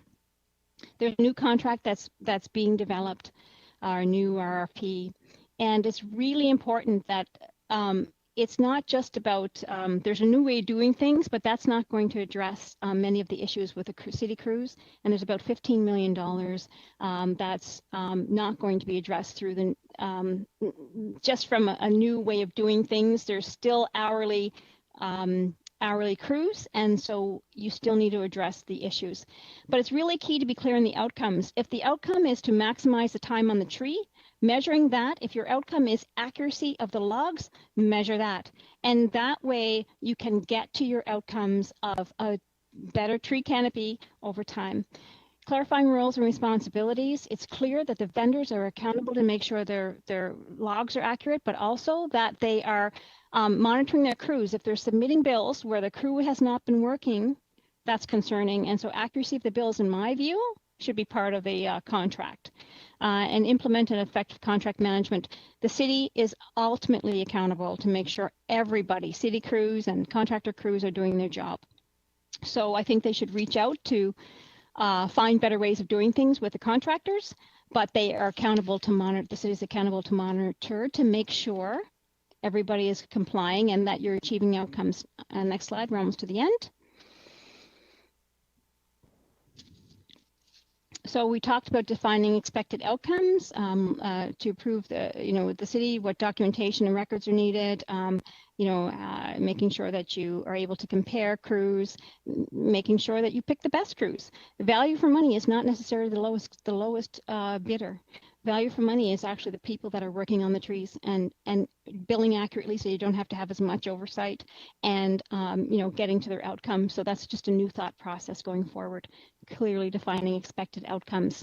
Next slide, please. Clarifying responsibilities. We talked about the vendors being responsible for completing the work, supervising their crews, reporting accurately, and complying with the contract. And the city is accountable to make sure that they're inspecting properly when the work is being done, and that they make sure the vendor complies with the contract, and city crews are reviewed also. Final slide, please.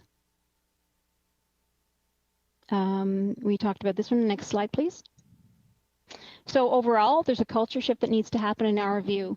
I know the city has done some work, but it's certainly not enough. And we all know more today than we did when this follow-up started. And it's important that the city leverage this to move forward. So they need to prioritize operational efficiency and productivity. They need to manage in accordance with the express terms of the contract. They need to leverage GPS for more than one reason. They need to leverage it for training, for planning. They need to leverage it for monitoring. And they need to strengthen the contract management and oversight mechanisms. And these are consistent themes that we've seen before, and it's important to focus in this area to make sure it happens. And final slide, please. So overall, if you go back, please, there's 18 months since our first audit. Obviously, more action has to be taken. Strategic leadership and a cultural shift is important. The focus is on outcomes, and outcomes maximize the time spent on trees, minimize the non-productive time, and make sure that the yard time and the driving time is efficient, meaning you don't travel from yard to yard. Planning is important, so planning for better outcomes. 30 minutes improvement is $1 million on the tree canopy, worth the services, very key. expand the green pie, piece of the pie. And finally, management has accepted our 2019 recommendations. They do accept these recommendations. And that's the end of our presentation. Thank you, Chair. Thank you, Committee, for being patient with this longer presentation. Thank you, Madam Auditor. May I ask that Cheney Romoff, General Manager, Parks, Forestry and Recreation, join us on the floor. I believe that you are going to bring a presentation to the committee. Thanks, Mr. Chair, and thanks for the presentation from the Auditor General. I'm just waiting for my presentation to be loaded, and I think someone is doing those slides, so just confirming that Kim is in charge. So we have, certainly taken, next slide, please, taken, oh, just waiting. Kim?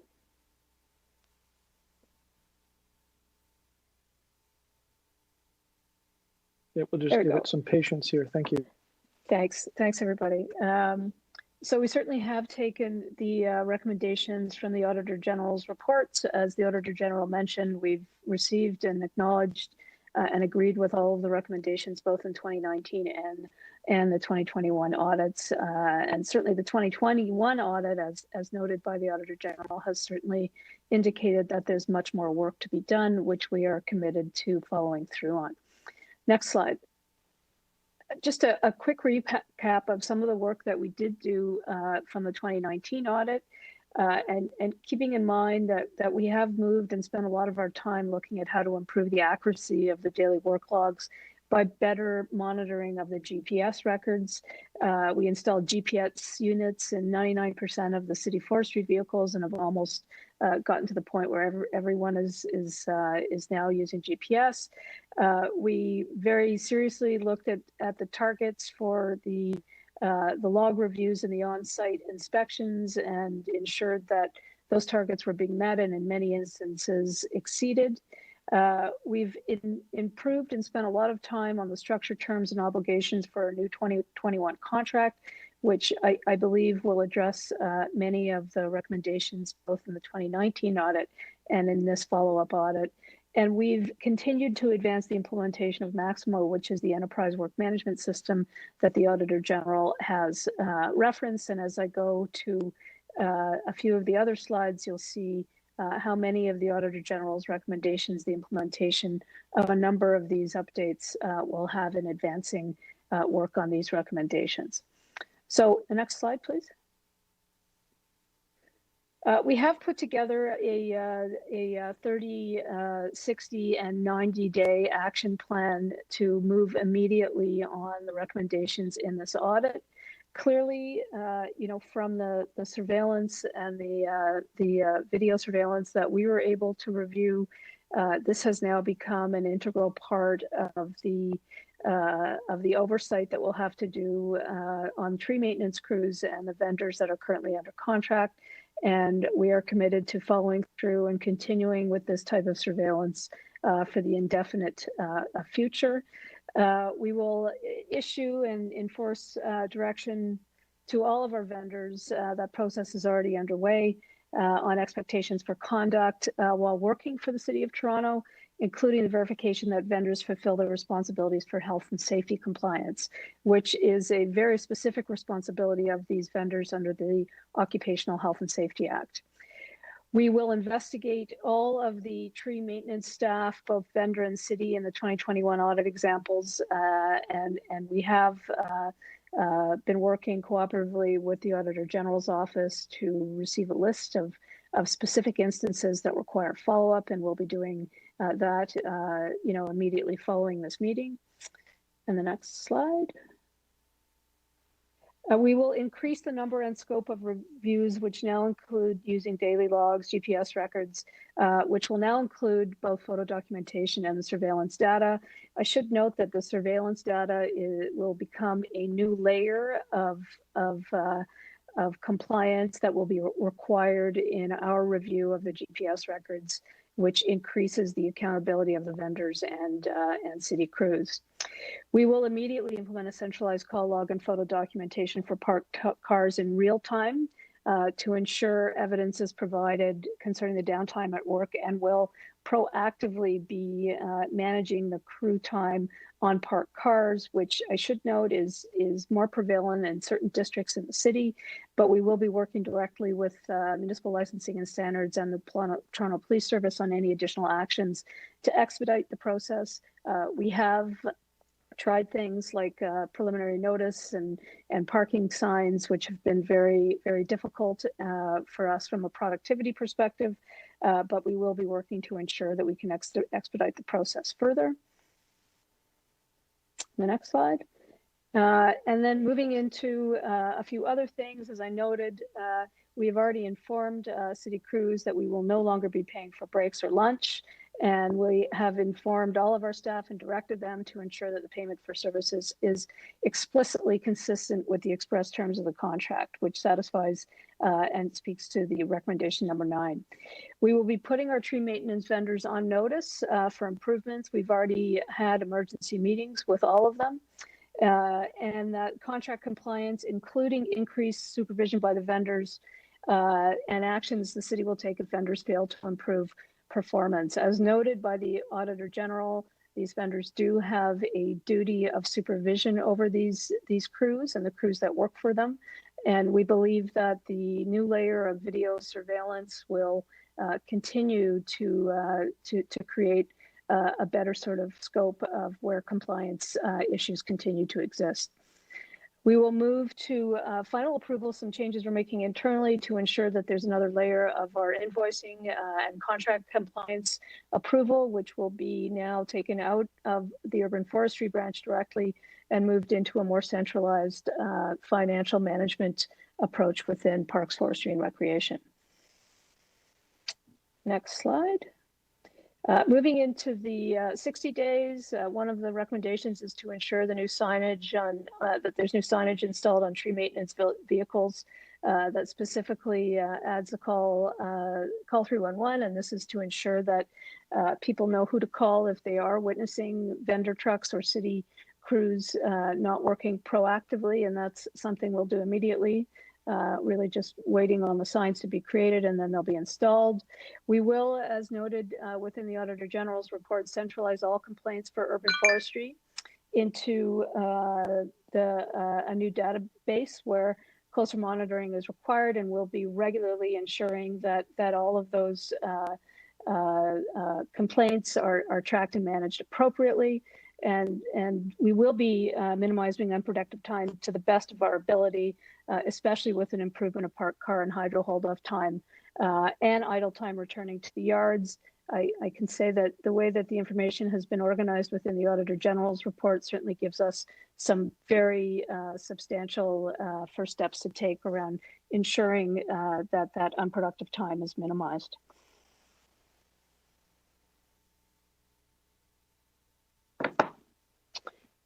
And as noted, there are a number of longer-term items that we continue to work on, some of them following through from the 2019 audit. A big one, as noted by the Auditor General, is the implementation of the 2021 Arboricultural Services Contract, which addresses many of the recommendations within both this report and the 2019 report. And just to summarize, we have conducted a marketplace survey through PMMD. We have worked with the external category management consultants.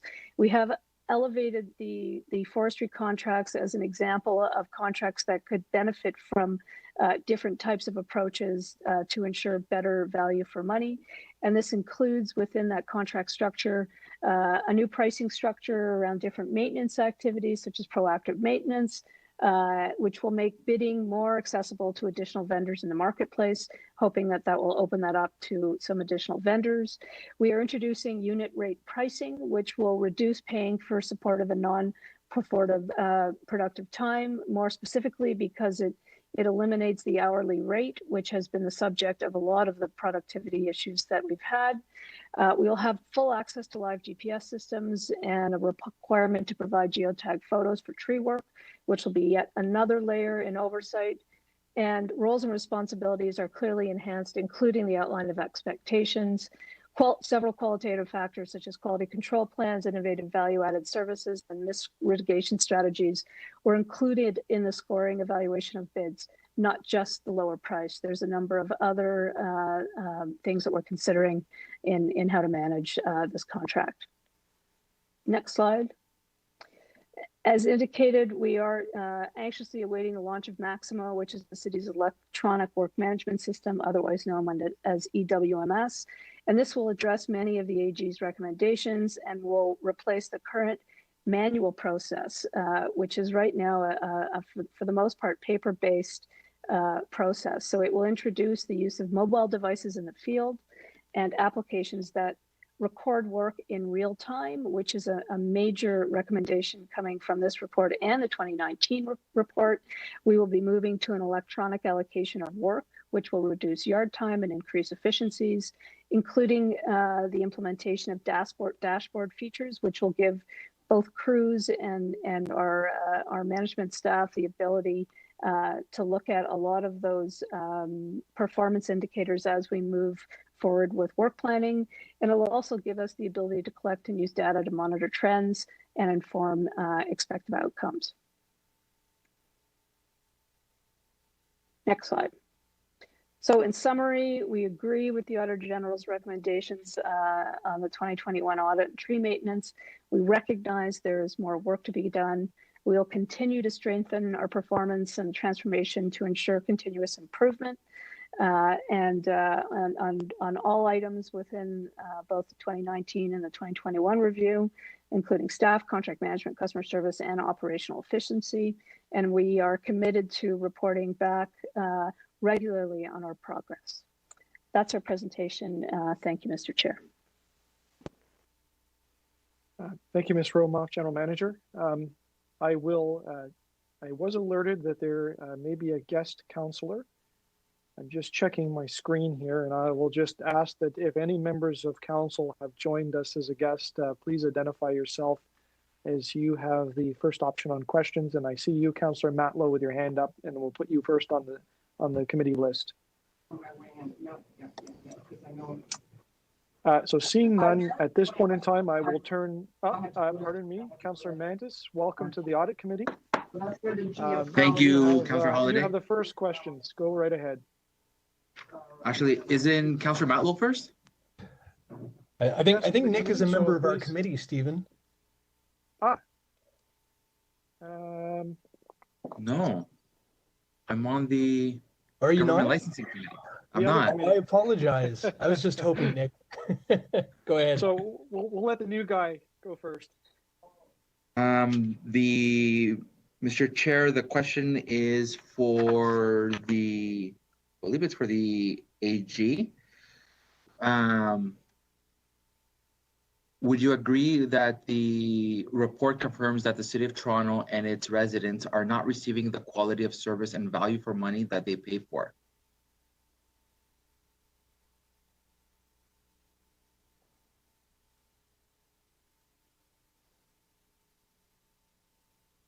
Sorry, is that to the Auditor General or to me? Yes.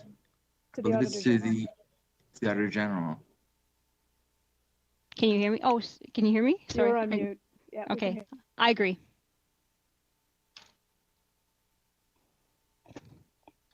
Okay.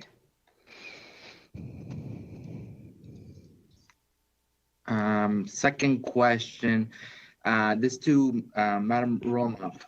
Exactly how have contractors failed to perform to the standards outlined in their contracts, a standard which Torontonians expect and deserve? So through the chair, I think the Auditor General's reports and the recommendations indicate that many of these vendors and some city contract crews as well, which I know were also observed during this process, are not working as efficiently as they can, are not providing as much value from the contract and the hourly rates that we're providing as they should be. And if we can increase that efficiency, we'll also be able to increase the amount of work that's being done, which will address many more resident concerns around tree maintenance. Mr. Chair, my last question to Ms. Romoff. What specific actions is Forestry Division taking to address contractor issues And how is the division ensuring adequate monitoring to track ongoing concerns? So through you, Mr. Chair, as I noted in my presentation, we are undergoing a 30, 60, and 90-day plan to address as many of the immediate recommendations as we can. And all of those are outlined in my presentation. We are continuing to work with the Auditor General's office on a number of those recommendations. We are also pursuing a number of improvements through the new contract in 2021, which is currently in the RFP process, or the negotiated RFP process, as well as moving as expeditiously as possible in digitizing our workplace so that we can move forward with the types of efficient planning as noted in the Auditor General's report. Thank you, Mr. Chair. Thank you, Councillor Mantis. Councillor Matlow. Thanks, Mr. Chair. So I guess I've got 3 questions that specifically have to do with seeking accountability for the residents of Toronto. So I'll list them out. One is to Janie. How on earth, given that your division was aware of this, fully aware of these problems from the AG before, could this have happened again and this behavior had been ongoing and it hadn't been addressed earlier than now? Number 2, what accountability is there in your own division within the City of Toronto for the what seems to be very poor management of this file, to be candid? And then number 3, I saw in your presentation, Janie, that there's various mitigating efforts being made, and I appreciate that very much. But is there just a dearth of potential contractors? Why on earth would we be contracting any company that has conned and scammed us and the residents of Toronto? Again, why wouldn't we be telling them, too bad, you don't get a contract, we don't want to work with you anymore? So through the chair, I will answer the first and second to the best of my ability. I believe the third may require some in-camera conversations to include City Legal and the Chief Procurement Officer, because those are, certainly valid questions and discussions and concerns, but some of those items would need to be referenced in camera since there are current vendors that are on contract. As I've indicated, we did work as fast as we could to increase our GPS accuracy and the tracking against that. Again, all manual processes. We believe that was going to address many of the concerns that were brought forward in the first report. We were successful, as the Auditor General noted, in matching up the GPS records to the actual work logs, and that was something that we considered as an accomplishment. It's now become aware through the surveillance that certainly that isn't enough. And, with this particular set of vendors, we will have to work more vigorously to ensure that the vendors and city crews are working as efficiently as possible. I should say, I thank the Auditor General's office for this. Some of the things that were observed through the surveillance could only have been, observed through surveillance. And while we have our crews out inspecting and we've increased the number of inspections, it is a moment in time and a short period of time around inspecting, and we'll have to revise all of those processes because clearly through this review, our efforts have not been vigorous enough to ensure that the contracts are being implemented appropriately. I'd be happy to pursue my second and third question in camera, given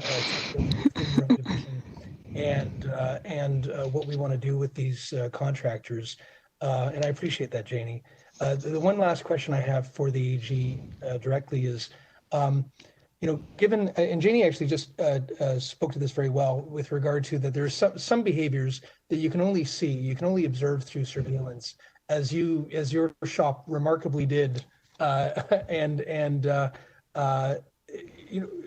is there any concern that we contract a lot, not just for tree maintenance, for a whole bunch of things, Any possibility that we've got other contractors with their feet up having a coffee and a smoke? Are you looking into that? There's a lot of different places to look and a lot of different people to look at, but is that something that you're concerned about, given that Janie just said that they weren't aware of this? Could there possibly be other issues elsewhere? Thank you, Councillor Matlow, and through you, Chair. Certainly there could be similar situations happening elsewhere, but I think if we take a step back, we talk about surveillance. I talk about physical observation. If you take a day and you really need to understand your business. So when you look at a contract, understanding what the business looks like on the ground. So I personally just sat and watched for the day, just recorded so I would remember when the bill came in what it looked like. So you watch and understand the business, and then it's important to work through with the contractors. If they're seeing something and maybe they're not aware of it, fix it. Let's fix this together. Everybody's going to benefit. All you want is the trees to be done. But where you have repeat situations, that's when you might take a little bit more approach. And I would say that a little bit more of, I guess, a surveillance kind of thing. But I talk about physical observation. Understanding your business is important to understand where the efficiencies are. So instead of just coming in at a point in time, sit back and say, how is this day working? What does a day look like? Where can we're moving parked cars? Let's get that fixed. Changing, saying they're working on trees when they're not. Let's get that fixed. When there's an issue with a repeat crew, then you take action for accountability. So it could be happening in other areas. I think it's important for people to observe and understand your own business of what happens in a day, and then take action for efficiency, and then maybe with the crews after that. I didn't fully understand your answer. Are you is that a concern? Are you looking into it elsewhere or no? So we're not actively looking now, but if we commence an audit and if we do have a concern, we would do it. Absolutely. We would do observation, physical observation to understand the business, and then more detailed recording if we need to identify and show there's problems. So it could be happening somewhere. We're not actively doing it right now, but if we pick up a contract where it's important to monitor crews, we will be out there monitoring. Absolutely. Thank you. Okay, so I'd like to indicate, Mr. Chair, that I would like to just pursue those two questions with Janie in camera before we vote on this. Understood. Thank you, Councillor Matlow, and I'll just ask the clerk to as well append this item to any motion that we will use to go into camera. Councillor Ford is next, and then Councillor Fillion. Thank you very much, Mr. Chair, and I too will have some in-camera questions at the appropriate time. But I think to start off, I think this speaks to accountability. That's the first thing that has come across, what stood out to me on both, Janie, your presentation and the Auditor General's presentation here. From a lens of our management, aren't they supposed to be looking at this type of stuff today, right now, yesterday, to the appropriate, whether it's AG or Janie? So maybe I'll start through you, Mr. Chair. And, I think, through the chair to Councillor Ford, this is the crux of the AG's recommendations, is the accountability around how we're managing this contract. And I can say that much of what I sort of laid out in the 30-60 day plan, 90-day plan is certainly a new approach around the management responsibility around managing these vendor contracts. I think we did make some advancements. We did try to do some changes, not trying to sound defensive. A lot of this work that we're doing is manual. It's all paper-based. It's very time-consuming. I think there were significant efforts that were made to improve things, but clearly, as the AG has noted, those improvements are not enough to move the bar enough around the efficiency of managing these contracts. So we're now moving into a whole other level of contract accountability and management approach. And I'd like to add a couple of things. One is it doesn't need to be paper-based. There are opportunities to digitize now. We don't have to just wait on the paper. The second thing is in relation to the monitoring, we have people looking at performance, looking at efficient use of time, safety, looking at, whether there's a proper forestry practices happening, and the work has not started. So I think holistically, we need to take a step back. We need to take a step back and say, are we being effective with the inspections that we're doing? And is there a better way to do things? Mm-hmm. So I'm just kind of driving through my notes here, my questions, and I don't want to ask an in-camera question in public, but I'm sure staff won't answer it if it is. I think I just go back to the management side of it. Madam Auditor, did you, in your observations, when you looked at some of the clips you got around people, smoking or whatever it was, taking long breaks, sitting at a work site for long periods of time, saying there's a car there, but it wasn't. In terms of management, did you ever see in your investigation management go out to do any checkups? And if so, did anything change? Thank you. We did see inspectors and foremen come out. Again, sometimes the work hadn't started. So they were making evaluations before the work started. And with the parked cars, there were issues there that probably could have been followed up and weren't. So I think there's really a do-over, a fresh start that's needed to think about what should they be looking for when they go out. So we did see management go out, and then it wasn't an effective review. And then after they left, things also happened with not doing as much work. So so there's opportunities for improvement there for sure. Okay, Mr. Chair, I don't have a clock here, but I'll just limit myself to one more question here, if that's okay. And I think it's really to what Councillor Mantis and Councillor Matlow have asked, is around, from when this came to City Council prior and to committee prior back, and I think it was April 2019 to now.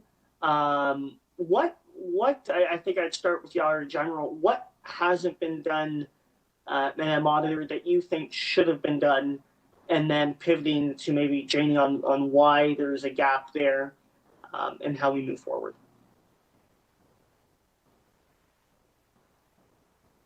Madam Auditor. Thank you for the question. We've actually outlined in our audit at a glance on the second page progress since 2019. Certainly, accuracy of the daily logs hasn't improved. Parked vehicles hasn't improved. Contract management, there's improvements there needed. Unrecorded break times, there's improvement there needed, and certainly the yard time is important to improve that. So that's the area. I do find there's some simple things that can happen to move things forward. And so I think the discussion with management of what we see that might be some things that can happen very quickly, more than willing to help with that. So there's things that can happen, I think, in the shorter term. So in the audit at a glance, we've been careful to outline things that have gone well, which is the alignment of the GPS, but there's things that haven't been addressed. Thank you. Thank you, Councillor Ford. I got Councillor Fillion and then Councillor Nunziata next. Thank you. Most of my lines of questioning will lead us in camera, so I'll try not to go down those routes, but at the same time, I think, I want to ask any questions that are public in public. So, and some of these are kind of nuts and bolts questions, but question of Janie, the inspection of trees in the first instance before the work is done. Am I correct that that is done by city staff? So through the chair, that's correct, Councillor. So in a course of action as an example, and there's many different ways that tree work are identified, but the most common way, especially on private trees, would be for something to come in through 311, which would then trigger city staff to inspect the site to assess what needs to be done, which would then be translated into a work order that either a vendor crew or a city crew would work on. So is there any reason why the private company staff would need to do any additional inspections that they would charge us for? So through the chair, Councillor Fillion, so the crew would arrive on site where the tree is, having not seen the tree before, but only being able to reference the work order that they've been given. They would do an assessment of the kind of work that needs to be done. I wouldn't call it an inspection. It would be an assessment of what the work plan is for that tree. And then they would commence the work. And that assessment could include a number of different things depending on the project at hand, and keeping in mind that, no two trees are the same and no two tree, issues are the same. So, and I don't want to go too far down a rabbit hole here with just on the inspections, but I believe there were, I think the Auditor General, perhaps I'll ask the Auditor General, were there cases where you noted where the private tree companies would go out and inspect only and charge for that? Thank you. Through you, Chair. For the day that I was out, the company charged for 3 inspections of very small trees, and they didn't do any pruning, just they inspected the tree. I can't speak to the entire population. I don't have that figure here, but my team could go back and calculate that. But certainly for the day that I went out, I reviewed the log, and yes, there was 3 trees out of 6 that were inspected by the contractor. Okay, thanks. So I'm just bringing that up as perhaps an area that needs to be worked on. On the, I think in your presentation, Janie, you mentioned the companies being paid for breaks that weren't in the contract, and you also mentioned lunch, and I think maybe you were just connecting the two. But am I correct that we're not aware of anyone being paid for lunchtime? So through the chair, I'd have to go back to the data. We have directed staff to not pay for any time that is not explicitly covered in the contract, and that includes paid lunch and breaks. So I'd have to look more specifically at that data. And I guess quick question of the Auditor General then, did we encounter did you find any evidence of contractors being paid for lunch? I know that. Yeah. Sorry, go ahead. No, they're not paid for lunch. Yeah. They're paid. Okay. They were paid for breaks. That was not in accordance with the contract. They're paid for breaks. And I'm just referencing, Councillor, just to be clear that there is we're looking for everything right now. Is what I'm suggesting. Is if there is any evidence of the same type of activity going on around lunch, we've directed that will not be tolerated either.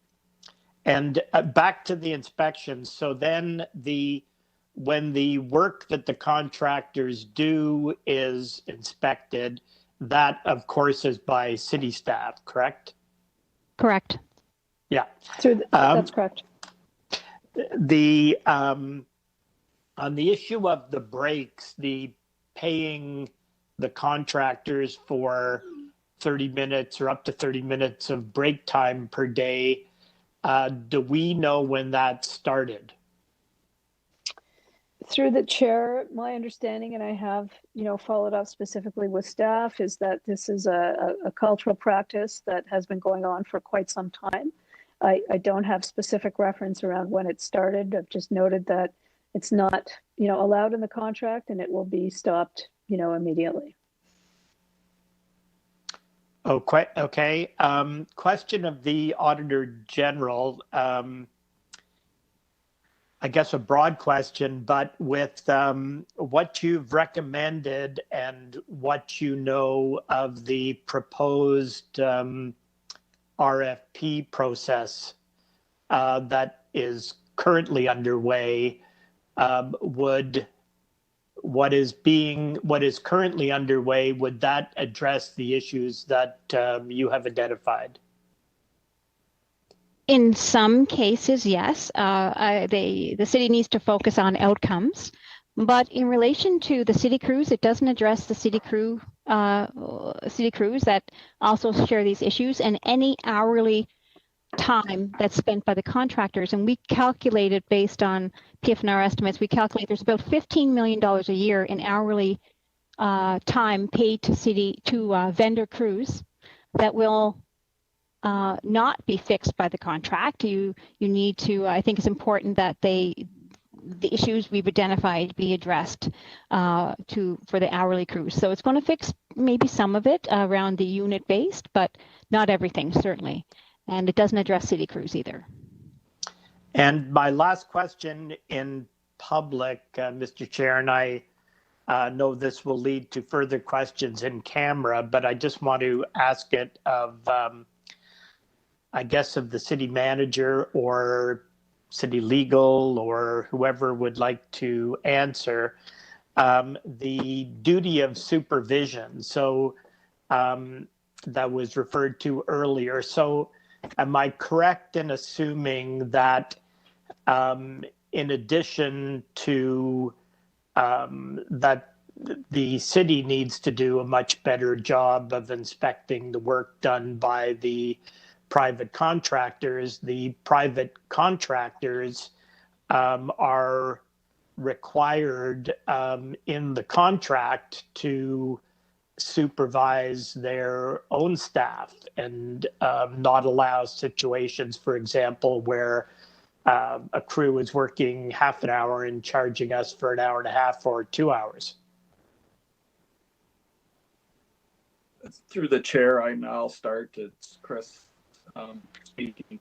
I think what you just summarized, Councillor, is correct.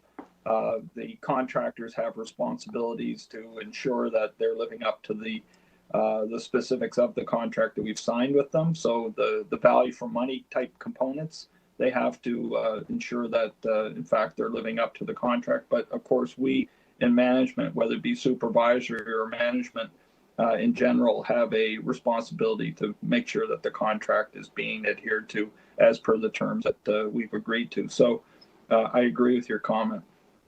So I'll ask the question in public, and I will be fine if if I'm told that the answer is has to be in camera. But how are we planning to hold those companies accountable and recoup funds for the amounts that we've been ripped off for? I think that is an in-camera question. Yeah. Okay, thank you. Thanks, Councillor Fillion. I had a couple of questions of my own. The first question is to you, Madam Auditor. Mr. Chair, you forgot about me. Oh, my apologies, Councillor Nunziata. I'm sorry about that. Please go ahead. I just have a couple questions. I'm not sure if one is in camera, but just as far as the parked cars, vehicles, and the Auditor General recommended that that we put cones up to prevent cars from parking. So is your recommendation to put the cones up the night before the work is being done? I would say cones or maybe even a sign, especially if a crew knows they're going to be returning to the same area, because we do have situations where the crews return to the same area. So putting a sign out that between 7 and 3, the crew is going to be working here. My view is that the residents would respect that. So yes, that's one of my recommendations. Okay, and then in one of the report, you mentioned parked vehicles and hydro hold-offs reportedly preventing work from proceeding. What do you mean by hydro hold-offs? Can I, you want to go, oh, sorry, go ahead. No, you go ahead. Maybe I'll start. Go Okay. Yeah. I was just going to explain the operational pieces in many areas of the city. Keeping in mind that forestry work is high up in the trees, often there are hydro lines that are involved as well. So before the work can actually commence, there's communication that happens with Toronto Hydro to actually hold off the electrical current in those lines for the safety of staff so that the trees themselves can be worked on. So that's the hydro line part of it. On the parked cars piece, I'd note about, there are several districts in the city where there's a lot of street parking that is difficult for the forestry crews to get to the work that needs to get done. Keeping in mind, in some cases, depending on the complexity of the work, you may need to remove several parked cars for, for one large truck, as an example, would likely require the removal of 2 or 3 parked cars. If it's more work to be done, it's more than that. So we are looking at, we have, to the Auditor General's point, in the past tried things like signs and notices and things like that, which, especially during COVID with people home, has been especially hard to get people to respond to. But we are looking at a whole bunch of other, interventions, including any options that are available with Toronto Police, keeping in mind that these are legally parked cars. So part of the issue is removing legally parked cars.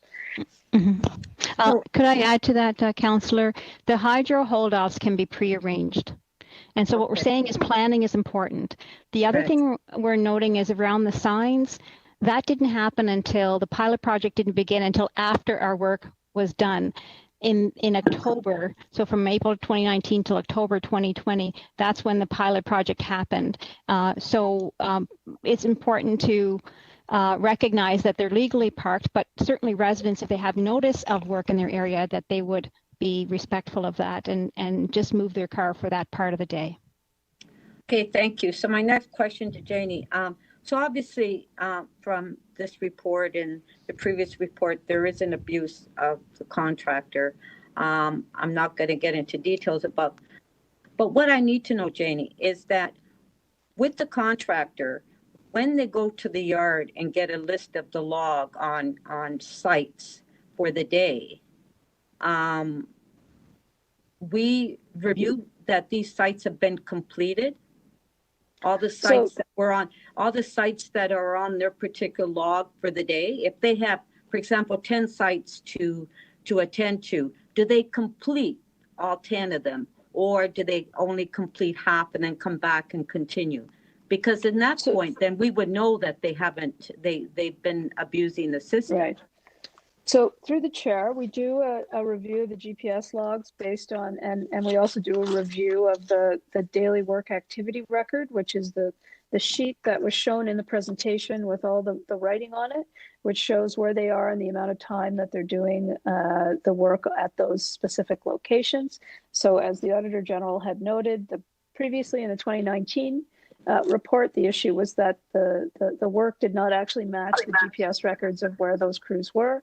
So we have corrected that, but the secondary issue that we found is that even though the crews are at the correct location based on the results and some of the surveillance that we noted, and as noted by the Auditor General, that the time that they're spending at that location may not be the appropriate amount of time to actually get the work done. So there is a number of items and a number of observations of unproductive time that, although the work was being recorded on the GPS record appropriately, the actual quality and consistency of the work and the amount of time required to complete the job was where the vulnerability was. And I should also note that, we have about 26,000 of these daily work activity logs annually. We audit or inspect, approximately 6,500 of them. So there's a sort of a sampling process that goes along with that level of oversight. Mm-hmm. I'd like to add to that if I could, Councillor. Yeah, I don't know if I'm explaining myself, but I understand. For example, if you're a contractor and you have 10 sites to attend in one day that need to be completed, do you complete those 10 sites? They don't always. They don't. The first example I showed you on the productivity video was was an example of a crew that said they're working for 2 hours on trees. They said they didn't complete it. They only worked for a half an hour on the trees and were sitting in the truck for the rest of the time, only to return the next day to the same area to continue to work in the same area. And so that's the first thing. And although we do have a number of daily logs, what we found was that, of course, some crews are better than others, and certainly an observation of a crew gives you a sense of, just sitting in the car, a sense of whether that crew is going to have problems or not, and then you know whether to follow up. So focus on the areas that are more problematic is really where we're going with this, a risk-based approach, Right. not every single log. So in my opinion, if they don't complete the daily log and complete the work in one day, they shouldn't get paid. So with these contractors, we pay them an hourly rate. Is it possible that for these contractors that we pay them just on the work completed rather than hourly rates? So can I just quickly, and Beverly, if you want to, because they'll only get paid for what they do, only get paid for what they do, not pay them hourly.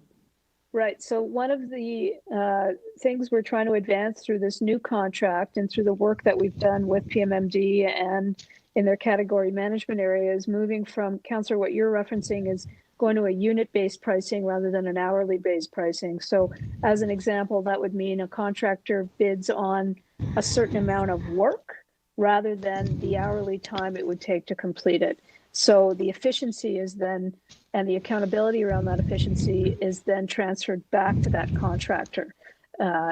So that is exactly what we're intending to move towards in this new contract. And if I can add to that, what we're talking about is accuracy. So when it's about really the log recording that they're working on trees when they're not, that's accuracy. That is something that, regardless of the kind of contract you have, you want to make sure that there's accurate information. So they are moving to some unit contracts, which is fine, but there's still $15 million a year in hourly rate that will continue, plus the city a time. And so it's important, regardless of how you pay, to make sure what's recorded accurately reflects the work done, regardless of how you do it. And can I just add, if I may, just one more item, just looking at some information that staff are telling me. So as an example, the work that a crew may be assigned may be more than they can accomplish in a day. I think the idea, around the way we assign work is to ensure that if they're finished, they have the next thing to do. So there has certainly been an effort to try and ensure, so if instead of having 5 things on your daily work log, you have 8 things, you may only get to 4, but if you could get to 6 or 7, the idea would be to advance that if possible. I think what the AG has noted is, that in some cases there hasn't been the appropriate accountability around the work time that these crews are spending on these items. And we agree with that, and certainly is our number one priority in trying to address through all the items moving forward. Correct. And we did recommend loading up the worksheets to have more work than they can complete. In case it gets stopped by a parked car, they can continue on and on. Most important, though, to be accurate in what they do and what they record. Thank you. Thank you, Councillor Nunziata. So I had a couple of questions as well. I wanted to go back to this idea about the work and the pie chart and the breakdown. You don't have to put them up, but my understanding as I read this thing was that, Madam Auditor, when your folks were out there looking at the work, you took a very wide view of what was considered work time on a tree. So, there's the traditional stuff, they're cutting with a saw and a chainsaw, and cutting branches away and doing what they've got to do, setting up the truck, walking around the truck, putting the cones out. Did you ever look to see how efficient that particular work time was? And the reason this comes to mind is that I think there's a picture in the report somewhere where they pruned a sapling, right? It had a couple of little tiny branches, something I could cut with a pair of scissors. And I don't know what they charged for that, if it was a number of minutes, but an average person, a reasonable person, could probably conduct that work very quickly. But they might have just moved very slowly on that, or for whatever reason, it just took a long time. Did you evaluate that particular item? We gave the benefit of the doubt to the contractor in relation to anything they were doing related to the job, even putting on boots on the site, moving a cone. If one out of two people was doing something, we gave them benefit of the doubt. And what we focused on was the big rocks. This is a big space here, and as you continue to get those addressed, there is further efficiencies absolutely related to the forestry practices to make sure that their time is used efficiently. So definitely we want to just, even if we address the big rocks, that's where we're focused on the easiest gain. But certainly there's opportunities in efficiency that we saw, but we wanted to give a wide berth and the benefit of the doubt to the contractors. Okay. So over to you, General Manager. Again, I don't know the first thing about cutting trees and the work that needs to be done, but I suspect that you have people on staff that do. And so are you prepared to go beyond just the basics of the audit report and get into that green band on the pie chart to make sure that the work that they are legitimately spending on trees is also being done at a reasonable pace and at a reasonable value? And I recognize that, I can't put how to do that into a couple of audit motions. That really comes down to experience and supervision and people overseeing the contracts. So you are, Mr. Chair, I was going to say through the chair, certainly we are committed to that. I think you'll see certainly in our 30-day plan, some of the very quick action we can take will advance that productivity time immediately. And we will continue through a number of different efforts that I've outlined to try and reduce that unproductive time as much as possible, because as per the Auditor General's report, and this is our desire as well, we want to get as much productive work out of these contracts as possible. And that's the goal around the changes that we're making. Are there reasonable benchmarks out there? Maybe it's beyond the city, but just the industry itself that can be used to gauge the productivity. And I'll give you an example.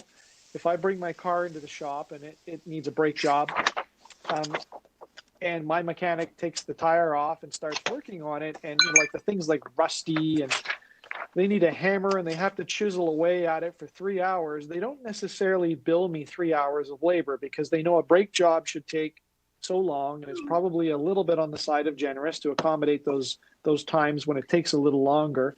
But conversely, the same mechanic also, if they get it done in 20 minutes, they charge you for the larger amount because there's a standard, right? So people don't feel they got taken advantage of. They stay within an acceptable set of parameters that the industry uses.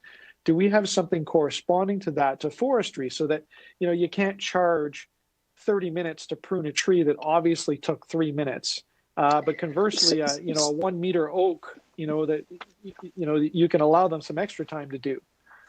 So Mr. Chair, very, very valid and important question. I think the short answer is that if there were those types of industry standards related to arboricultural services, that would make our job easier. But there is not, and I say that certainly in some things that seem simple and will take a short period of time. There's some probably easier oversight of that, but keeping in mind that some of these work order calls are quite complicated and involve very, very large trees that are, and no two, as I mentioned, are the same, and there may be a number of different approaches that are the most appropriate in how to deal. Some of them may take 2 hours, 4 hours. Some of them may be in even, an even larger multi-day, effort. So we try to use the best industry practice that we can find to compare, but there is not, kind of like a mechanic's list of this is how long it takes to replace a carburetor. So I think when we move to the more digitized process, we will be able to get better data on an ongoing basis around the average times that it will take. So we certainly want to move in that direction so that we can have better accountability. Part of that is moving from a manual-based system into a more digitized system. So as an example, under the enterprise work management system, the entire day is tracked in real time with appropriate photographs and the rest of it. So once we move to that, we'll have much better capacity to manage and identify the trends in how long it takes to do some of this work. I hope that answered your question. Yes, I've been generous with everyone's time. I'm going to slip one more in, and then I think we can close off the questions in public here. Just around that, can you, General Manager, give me assurance that there's still going to be a human layer to all of this?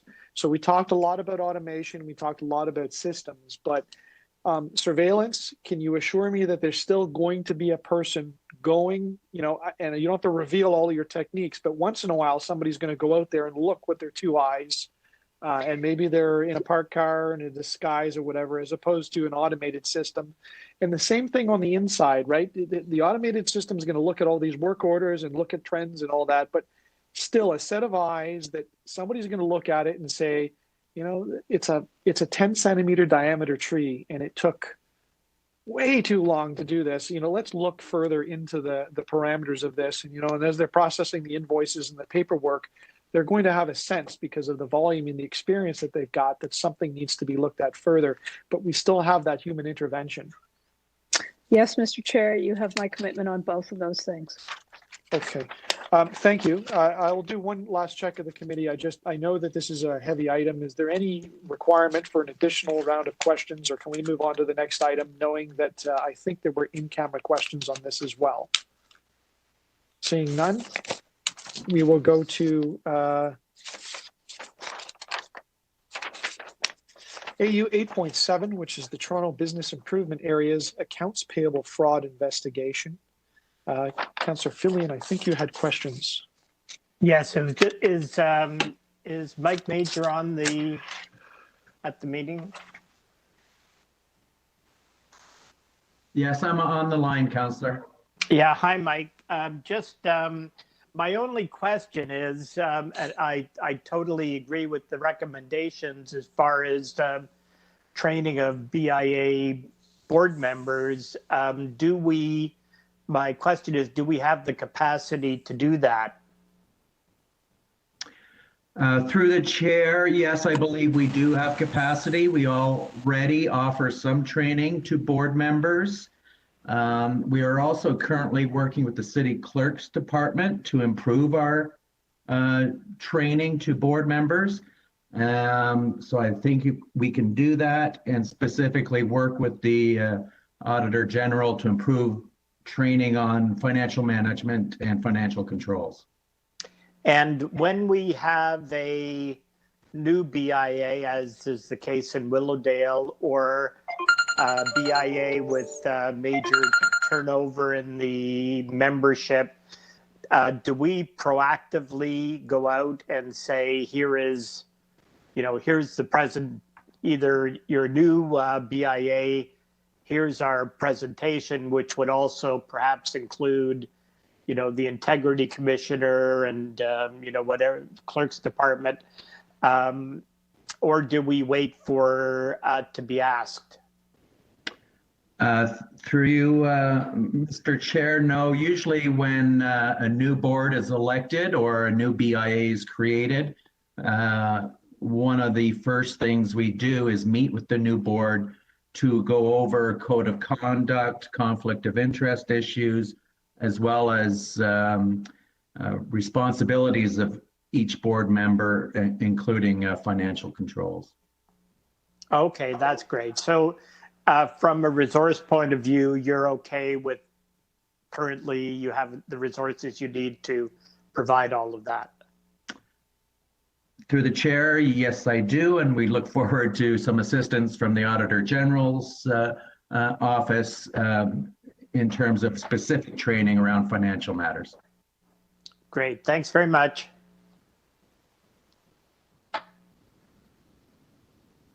Thank you, Councillor Fillion.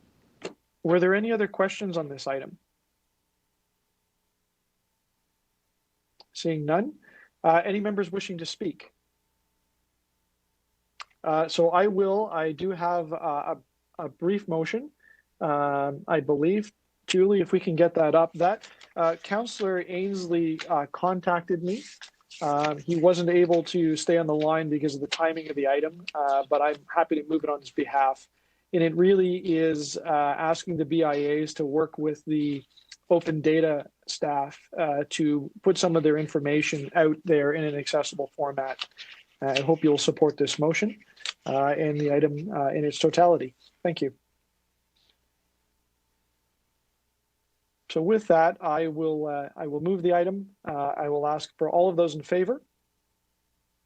Any opposed? And that item is carried. We will go to AU 8.8 Information Technology Projects Implementation, Privacy and Security, Assessment of Human Resource System. I believe, Councillor Fillion, you had some questions on that. I perhaps held this down. I held this down in conjunction with the other technology, cybersecurity items in case there was any overlap. I don't have any specific questions. Okay. Are there any members wishing to speak to this item? And I'm pretty sure that I've got some motions on this particular item. However, I think there's a little bit of back and forth on that. I wonder if members are okay if we can hold this down just till we get the motion straightened out on it. I don't have any questions on it that I need to ask right now. Is there anyone else asking questions or indicating to speak? Otherwise, we'll hold it down. Seeing none. Okay, so we'll move on to the next item. AU 8.9, Cybersecurity Incidents in the City and its Agencies and Corporations Integrated Incident Response Plan is needed. Again, Councillor Fillion, I think you had indicated in that item you might have some questions. Yes, again, and I can't remember whether this was one where we were going to get a brief presentation, but this is the one that I moved and you reopened. Yes, sorry. Okay, so yeah.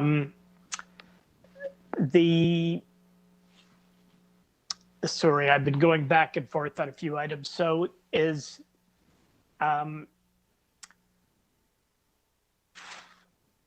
there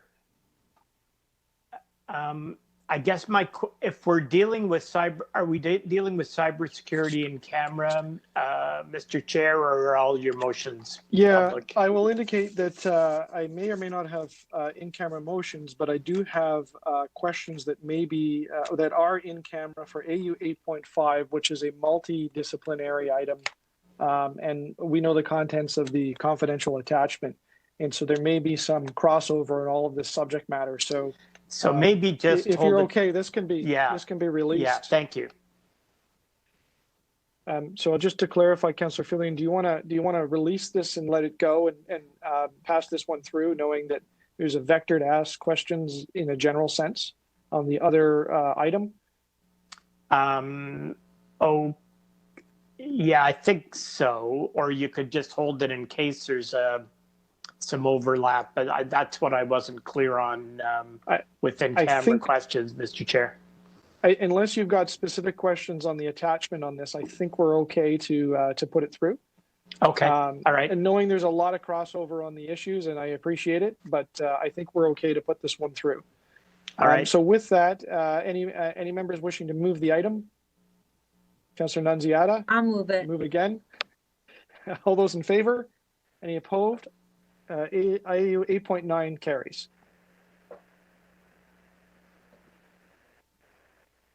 Now I'm just going to ask the clerk to help me here with my order paper because I don't have a digital version. I think AU 8.10 we also, that's the employee health benefits fraud involving a medical spa update from pension, payroll, and employee benefits. I wonder if you can confirm, Madam Clerk, if we have this item held.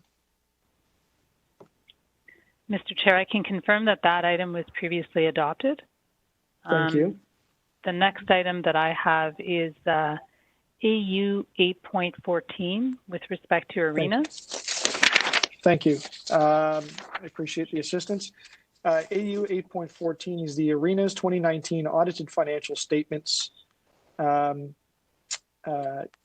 actually have a motion on this, which is fairly brief. And I wondered if you could, I'll ask if there's any questions on this matter. Seeing none, If I may, I'll ask if anyone wishes to speak. Seeing none, I will place this motion, and it is quite simply that the Audit Committee asked the Board of Management of Ted Reeve Community Arena to report to us at the end of the year at our last meeting on the status of the recommendations contained in the management letter, which is part of the materials in this package. And this is just Audit Committee doing its due diligence on follow-up. So we're going to recommend that to City Council. So all of those in favor of the motion? Item as amended, and that carries. Okay. So perhaps AU 8.8 may be suitable to ask some in-camera questions on that then as well. So Madam Clerk, I think that is the balance of the public items on items that we have not indicated a desire to go in camera on.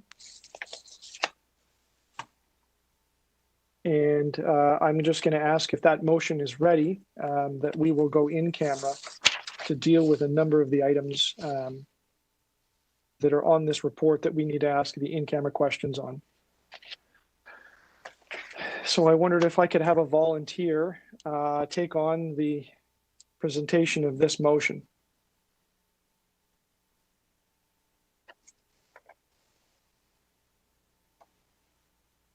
Okay, perhaps it's just easy if I go ahead and do that.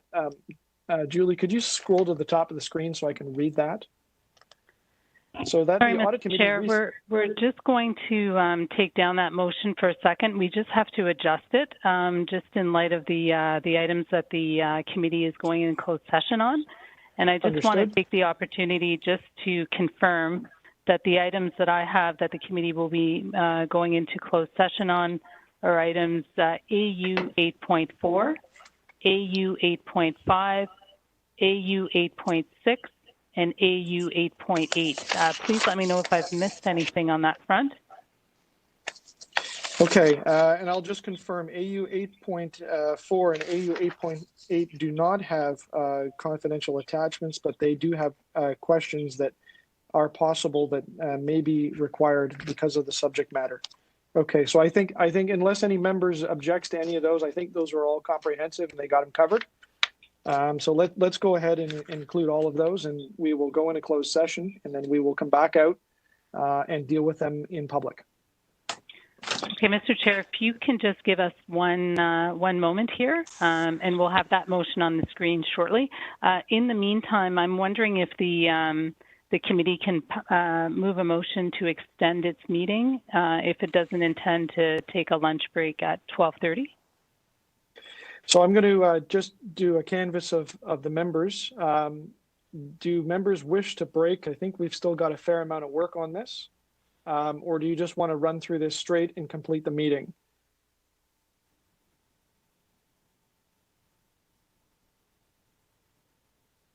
I'd rather take a break as long as there are, as long as we have no quorum problems at 1:30. I think we don't want to be impatient and rush the remaining in-camera items. So, Councillors Matlow and Nunziata, are you okay to maintain quorum through this? Yeah, I think that, I mean, I don't think we need to take an hour break. I think a half hour. I will make you a deal. Can we do 45? Just because it's snowing out there and it's a bit slower for those of us that are around. And we'll start right on time. That I can assure you. So we good for a 45-minute? And we can basically commence that right at. I'll take the clerk's advice. We could start it right now, if that's suitable to the clerk. If not, we'll have to move the in-camera session motion, and that takes us right to 12:30, pretty much, anyways.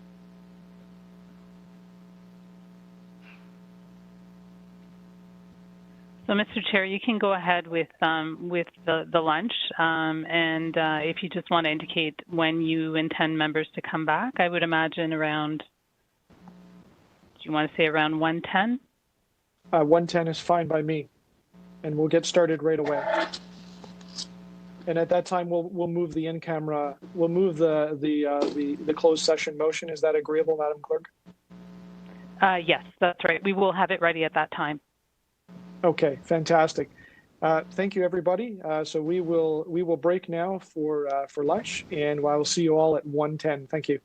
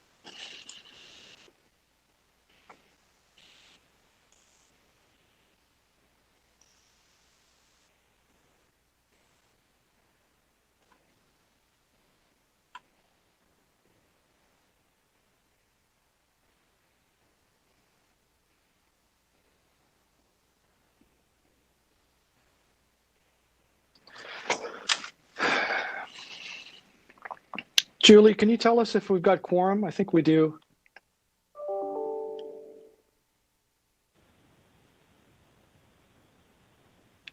Yes, Mr. Chair, I can confirm that you have quorum. I think we're just waiting for Councillor Matlow. Well, let's go live. We'll just pass the motion to go into closed session. That'll give a couple of more minutes because I just want to get moving along here. Okay, I will just ask my colleague Fortis, the WebEx host, just to give us a signal when he has turned the YouTube live stream on.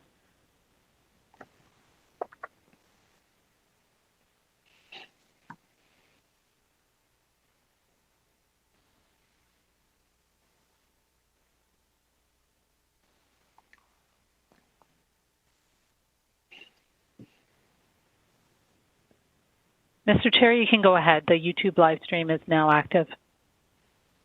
Thank you, Madam Clerk, and welcome back to audit meeting number 8.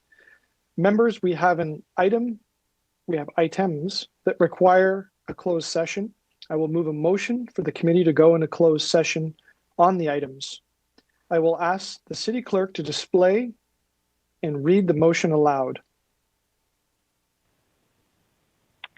So that the Audit Committee recess its public session to meet in closed session to consider the following items. Item AU 8.4, Auditor General's 2020 Annual Report on the Fraud and Waste Hotline as it relates to personal matters about an identifiable individual, including a city employee or a local board employee. Item AU 8.5, Auditor General's follow-up of the outstanding recommendations, status update as it relates to the security of property belonging to the City of Toronto, information explicitly supplied in confidence to the City of Toronto, which, if disclosed, could reasonably be expected to impact the safety and security of the city and its services, labor relations or employee negotiations, and litigation or potential litigation that affects the City of Toronto. Item AU 8.6, getting to the root of the issues of follow-up to the 2019 Tree Maintenance Services Audit as it relates to litigation or potential litigation that affects the City of Toronto. And item AU 8.8, Information Technology Projects Implementation, Information Privacy and Cybersecurity Review of Human Resource System as it relates to the security of the property of the city or local board, litigation or potential litigation, including matters before administrative tribunals affecting the city or local board, and advice that is subject to solicitor-client privilege, including communications necessary for that purpose. All those in favor? Any opposed? That motion is carried. I would ask the city clerk to temporarily close the meeting to members of the public and to only provide access to members and specific staff for the closed session portion of this meeting. In addition, the YouTube live stream will be suspended until the closed session is over. Members and staff, I would also remind you to arrange your surroundings so that no other person observes any part of the closed session debate. The closed session will be restricted to staff who are identified as required participants by the city's senior leadership team. Staff can email auditcommittee@toronto.ca, that is auditctte@toronto.ca, if they feel they should be included in the closed session on a certain item. We appreciate your patience as the clerk ensures that only members and specific staff are in the closed session.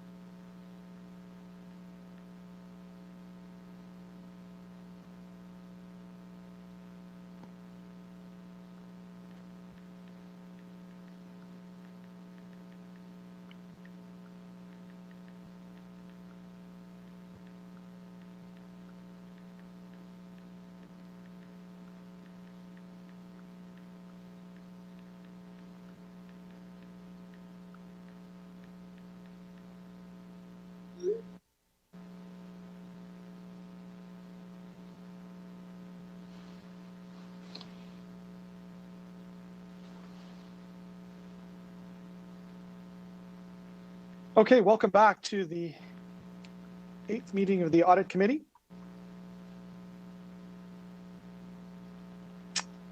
We are now back in open session. The committee will now consider publicly the item that was considered in closed session. So that item is AU 8.4, Auditor General's 2020 Annual Report on the Fraud and Waste Hotline. Are there any members wishing to speak in public on this item? Seeing none, may I have a motion from a member to move the staff recommendations, which is to recommend to council to receive the item? Councillor Nunziata, all those in favor? Any opposed? And that is carried. Now we will be going back into closed session. So I will follow the instructions that I had before me. So members, we have items that require a closed session. I will move a motion for the committee to go into closed session on items. I will ask the clerk to display and read the motion aloud.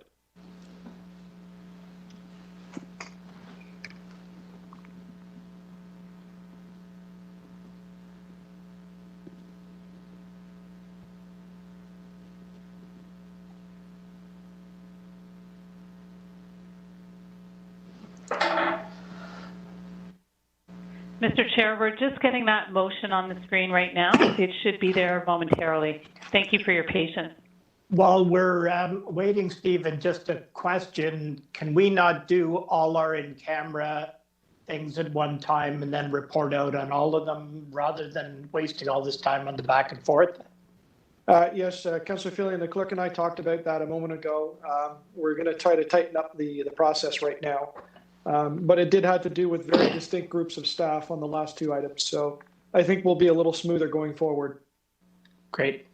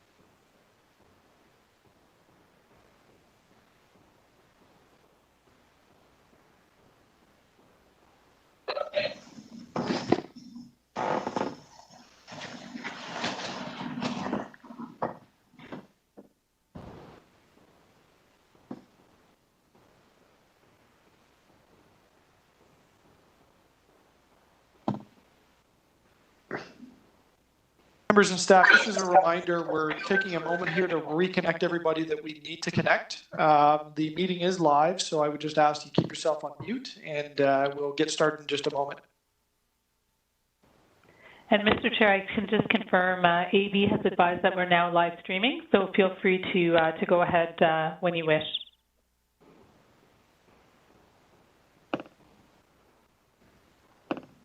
Thank you. We are now back in open session. The committee will now consider publicly each of the items considered in closed session. So I'll go back to my list. First item is AU 8.5, Auditor General's follow-up of outstanding recommendations status update. At this time, I will ask if there are any members that wish to speak on this matter. Seeing none, I will ask the clerk to place some motions on the screen, and I will speak to them briefly. And if you can bear with me, everyone, just while I get them up on my screen so that I can paraphrase them.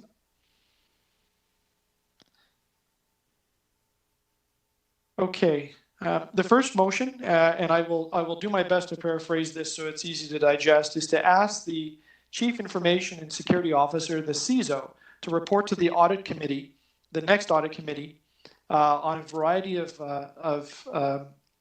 asks relating to the current audit report, and especially circling around the risks that he is able to identify. The second component of the motion is to ask the CISO once again to report to the General Government and Licensing Committee on a biannual basis regarding the citywide cybersecurity program. And this asks for a number of forward-thinking considerations as a part of that committee's process. The third and fourth motions are simply to ask the Auditor General to follow up on this particular report with the Audit Committee. Hopefully that's clear enough for you. And I will, with that, I will thank everybody involved in preparing this report. I know it's lengthy, and thank everybody for their support in advance. So all those in favor of the amendments, please raise your hand. Are there any opposed? That amendment carries. All those in favor of the item as amended? All in favor? And that item carries. Thank you. The next item is AU 8.6, getting to the root of the issues, a follow-up to the 2019 tree maintenance services audit. May I ask if there are members of council wishing to speak to this item? Councillor Matlow? To my motions. And I think Councillor Fillion. So we'll let Councillor Matlow go first. He got his hand up, and then Councillor Fillion. Well, as I said in private session, if I'm going to offer a motion, it's something that I'll work on with my colleagues and the city manager as we approach city council to make sure that it reflects a helpful strategic support to what we're trying to achieve. And I'll only speak to what is public, obviously, which is just a gross breach of trust and a real slap in the face to Toronto taxpayers who rely on this service, who are, as was said by one of my colleagues, residents wait for a very long time to get this service to protect their health and safety along with their property. And then we find out that, that this kind of behavior has been going on. I'm not going to speak at length because most of what I would say would be in private, except that I am absolutely confident that Janie Romoff and the city manager understand the severity of the situation, the importance of accountability, and are ready to demonstrate that accountability by taking the appropriate actions that we're asking them to take. And I want to thank the Auditor General for her commitment and her due diligence and her just consistency at making sure that there was follow-up on this work and that the wrongdoing is exposed and that recommendations are coming forward to find a path to correct what's going on and to make sure that it doesn't happen again. So thank you to the AG and thank you to Janie and to City Manager along with their colleagues for the work that not only they are doing, but what they're about to do over the coming weeks. Thank you, Councillor Matlow. May I call upon Councillor Fillion? You had signaled you wish to speak. I have to introduce the my motions, I assume. Please go ahead. Yeah, so first of all, just extraordinarily good report by the Auditor General. Thank you. Extraordinarily disappointing in what the findings were. My apologies, Councillor Fillion. I just want to make sure that we follow the protocol. Are we able to get those motions up, Madam Clerk? Just want to get them up before the speaking begins. Great. Yes, thank you. And I won't read them all out. Looks like there's typos in there in item B. Looks like some gremlins got into the, but I'm sure the city staff, the clerk staff can fix that. Anyway, this is a series of report requests of the mostly of the city manager, just to try to set us on the right track going forward. And I am confident that that can happen. So, you know, when we go out to speak to community groups, especially at budget time, you know, I've often had the comment made, you know, we're reluctant to give you any more money as taxpayers because we don't really feel like you do a good job with what you have now. And people will always point to something like you know, was watching this group and they were sitting in their truck drinking coffee instead of working. And, you know, so when you see a report like this, you think, oh, that just fuels that because, you know, in this case, it was true. And a lot of other horrendous abuse of taxpayers' dollars. The good thing is that we do catch it, not as quickly as we should in this case, but you know, we do have a system that finds these things, does not attempt to cover them up, and gives us the opportunity as councillors and staff to make some pretty major corrections. So that's what's happening here. So I'm glad to move these. Thank you. Thank you, Councillor. If I may flip back to the panel with everyone there, I'll ask if there's other members of council wishing to speak. Councillor Nunziata, go ahead. Briefly, I want to thank the Auditor General for her report, and thanks for top. Slavi is rescheduling. Thank Councillor Matlow. You're unmuted.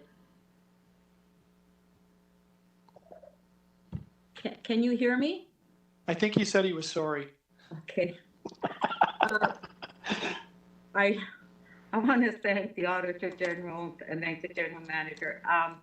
You know, it's very you know, it's very disturbing, this report, and you know, when I think of the complaints that we get from our constituents, and I did mention that earlier, for service. You know, especially when it comes to pruning trees, and sometimes residents have to wait for a year for that to happen, and they get frustrated. And then when you read this report, that in fact it could have been done, and you know, it's a lot of mismanagement with the vendors.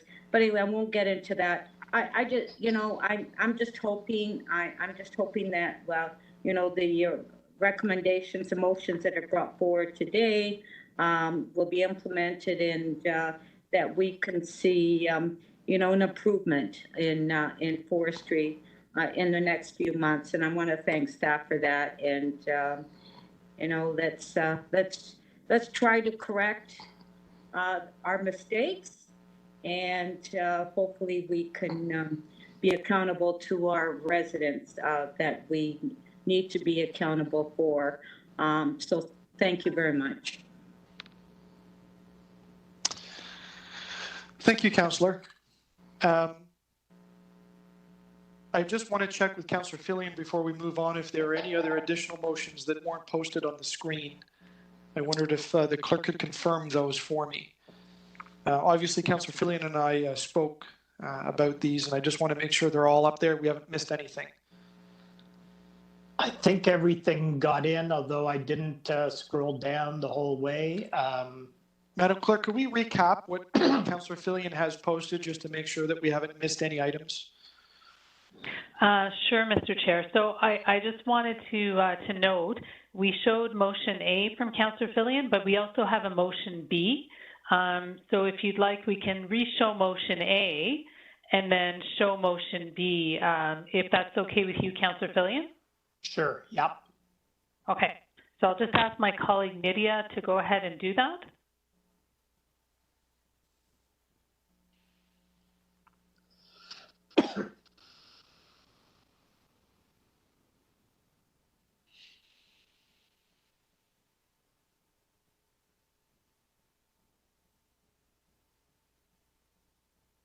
So I see parts 1 and 2 of A.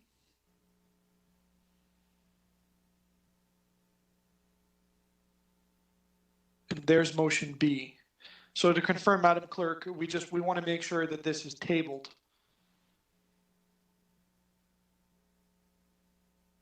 That's correct, Mr. Chair. This was the one that we hadn't shown on the screen previously for Councillor Fillion, so we just wanted to fully have it moved, and just confirming with Councillor Fillion that you still intend to move this. Yes, I do. Thank you. Thank you, Madam Clerk. Okay, if I just may check, are there any other members of the committee wishing to speak or councillors that are a guest with us today? Seeing none, I will speak. Madam Clerk, may I ask that you move the motions that I have pre-circulated? And I will do my best here to paraphrase them because they are lengthy.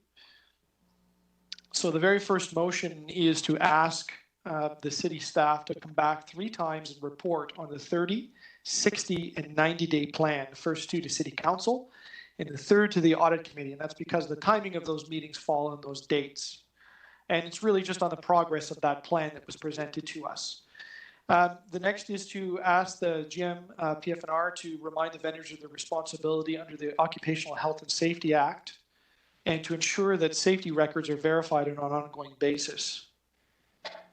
The third is to coordinate and report back on ideas that we can do to improve the situation with parked cars. Whether we have to move them or issue notices on them, whatever it takes.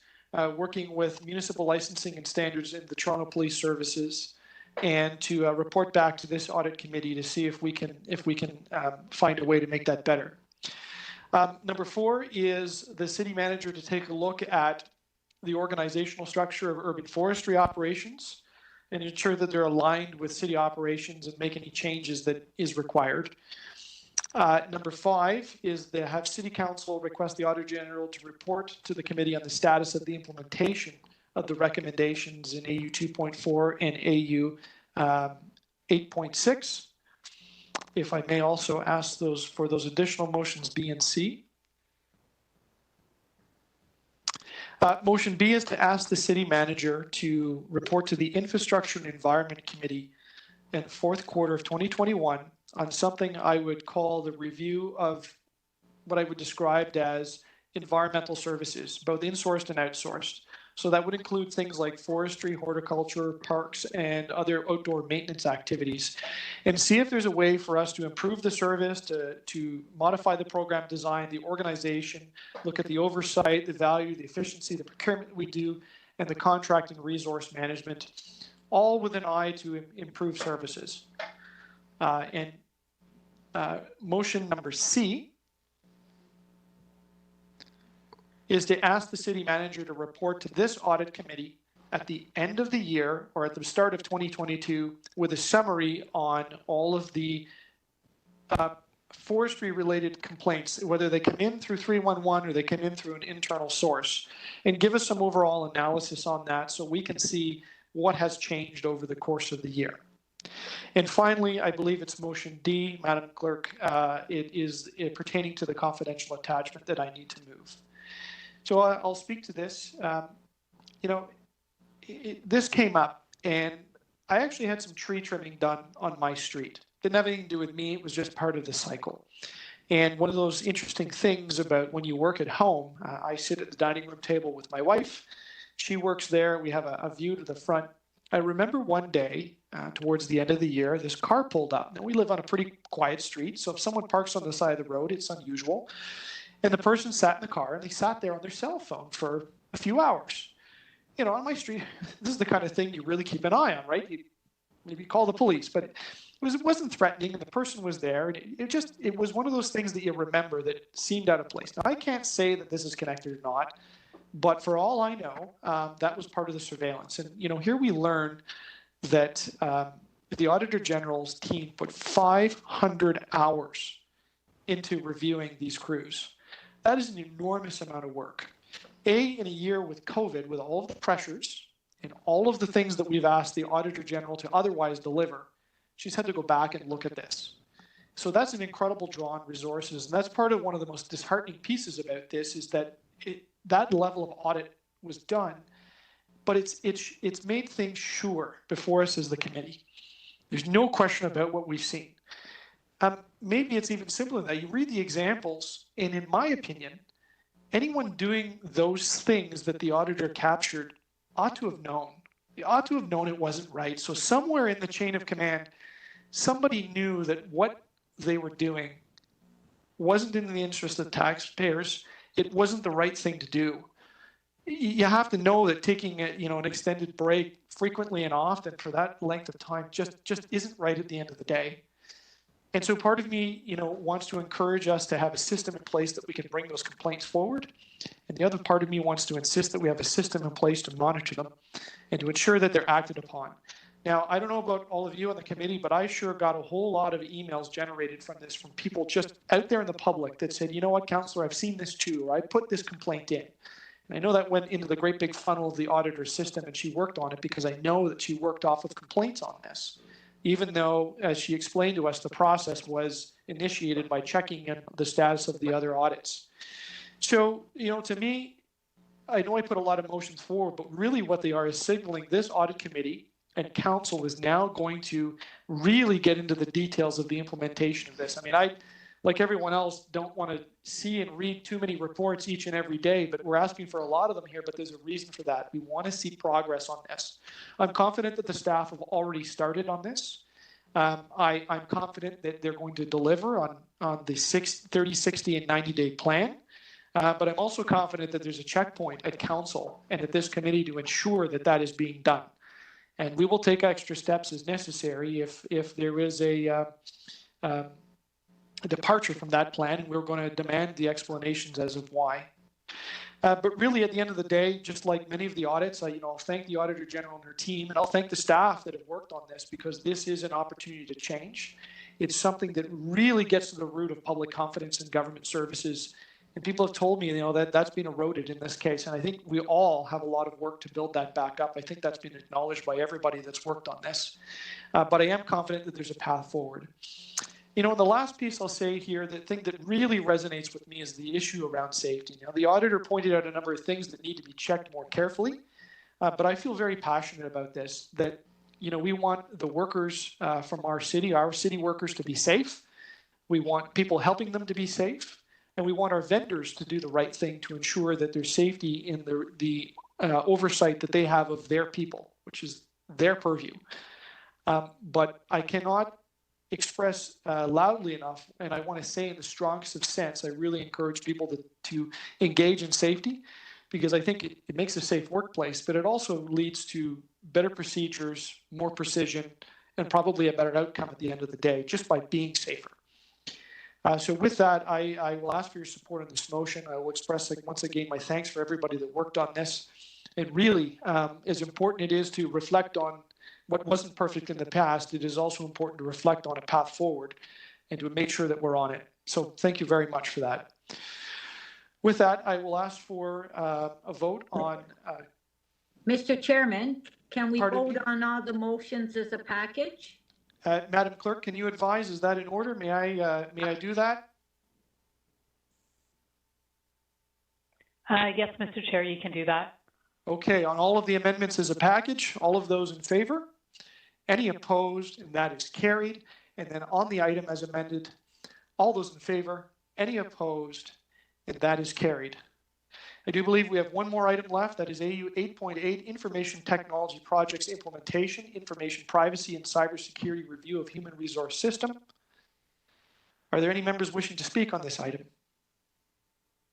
Seeing none, and Madam Clerk, I wish to speak briefly. I have some motions for this. If I may ask that you put them on the screen, and I will paraphrase them as well for my colleagues. The first is a three-part motion. It is general in nature, and in the first piece asks the Chief Procurement Officer to work with the CISO and to report to the General Government and Licensing Committee on how to embed privacy and security by design principles and mandatory privacy and cybersecurity requirements into our procurement process and to have a governance process to manage that. The second one is to ask the CISO to prepare a complete inventory of all of the business applications, systems, and connected technology assets in the city and in the applicable agencies and corporations, and to ask, to direct all of the division heads to provide that information and to identify the appropriate owners of each of those, which we know is a foundation of the work that the CISO needs to do. And finally, the City Council asked the CISO to report the General Government Licensing Committee on a transformation and information plan in order to centralize IT risk and compliance, privacy, and cybersecurity functions, which looks at the overall organizational design, the governance, the oversight, the accountability, authority, procurement, all the pieces, the talent and the human resources that needs to go into creating that program.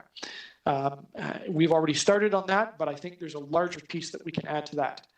And then finally, it is a lengthy Part B motion, but I have recommended a number of adjustments to the current recommendations before us from the Auditor General, which in my opinion complement and strengthen them.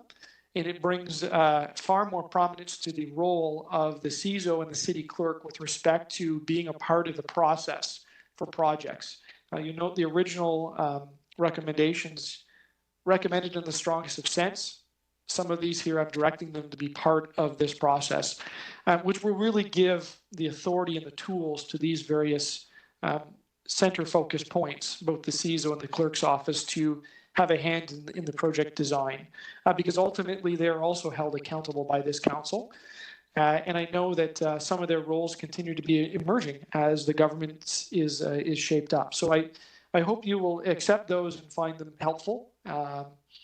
And with that, I will once again express my thanks to everybody involved in preparing this audit on the Auditor General's team, and of course all of the staff that have worked very hard to strengthen governance around IT, cybersecurity, and privacy. Because we will really end up having better products going forward and a better process, and just completely better outcomes. So thank you very much. If I can have those items considered as a package, I will ask all the members in favor of those amendments. Any opposed? That is carried. And on the item as amended, all those in favor? Any opposed? And that is carried. And I will take one final moment to really say thank you to Madam Auditor, the city staff, the members of the committee, and of course the city clerk's office, who have worked very hard to get us through a very, very technical meeting today with all of the ins and outs from in camera and back into public session. So thank you everybody for your patience and for your participation. That is the last item of the meeting, and therefore the meeting is adjourned. Thank you. Thank you.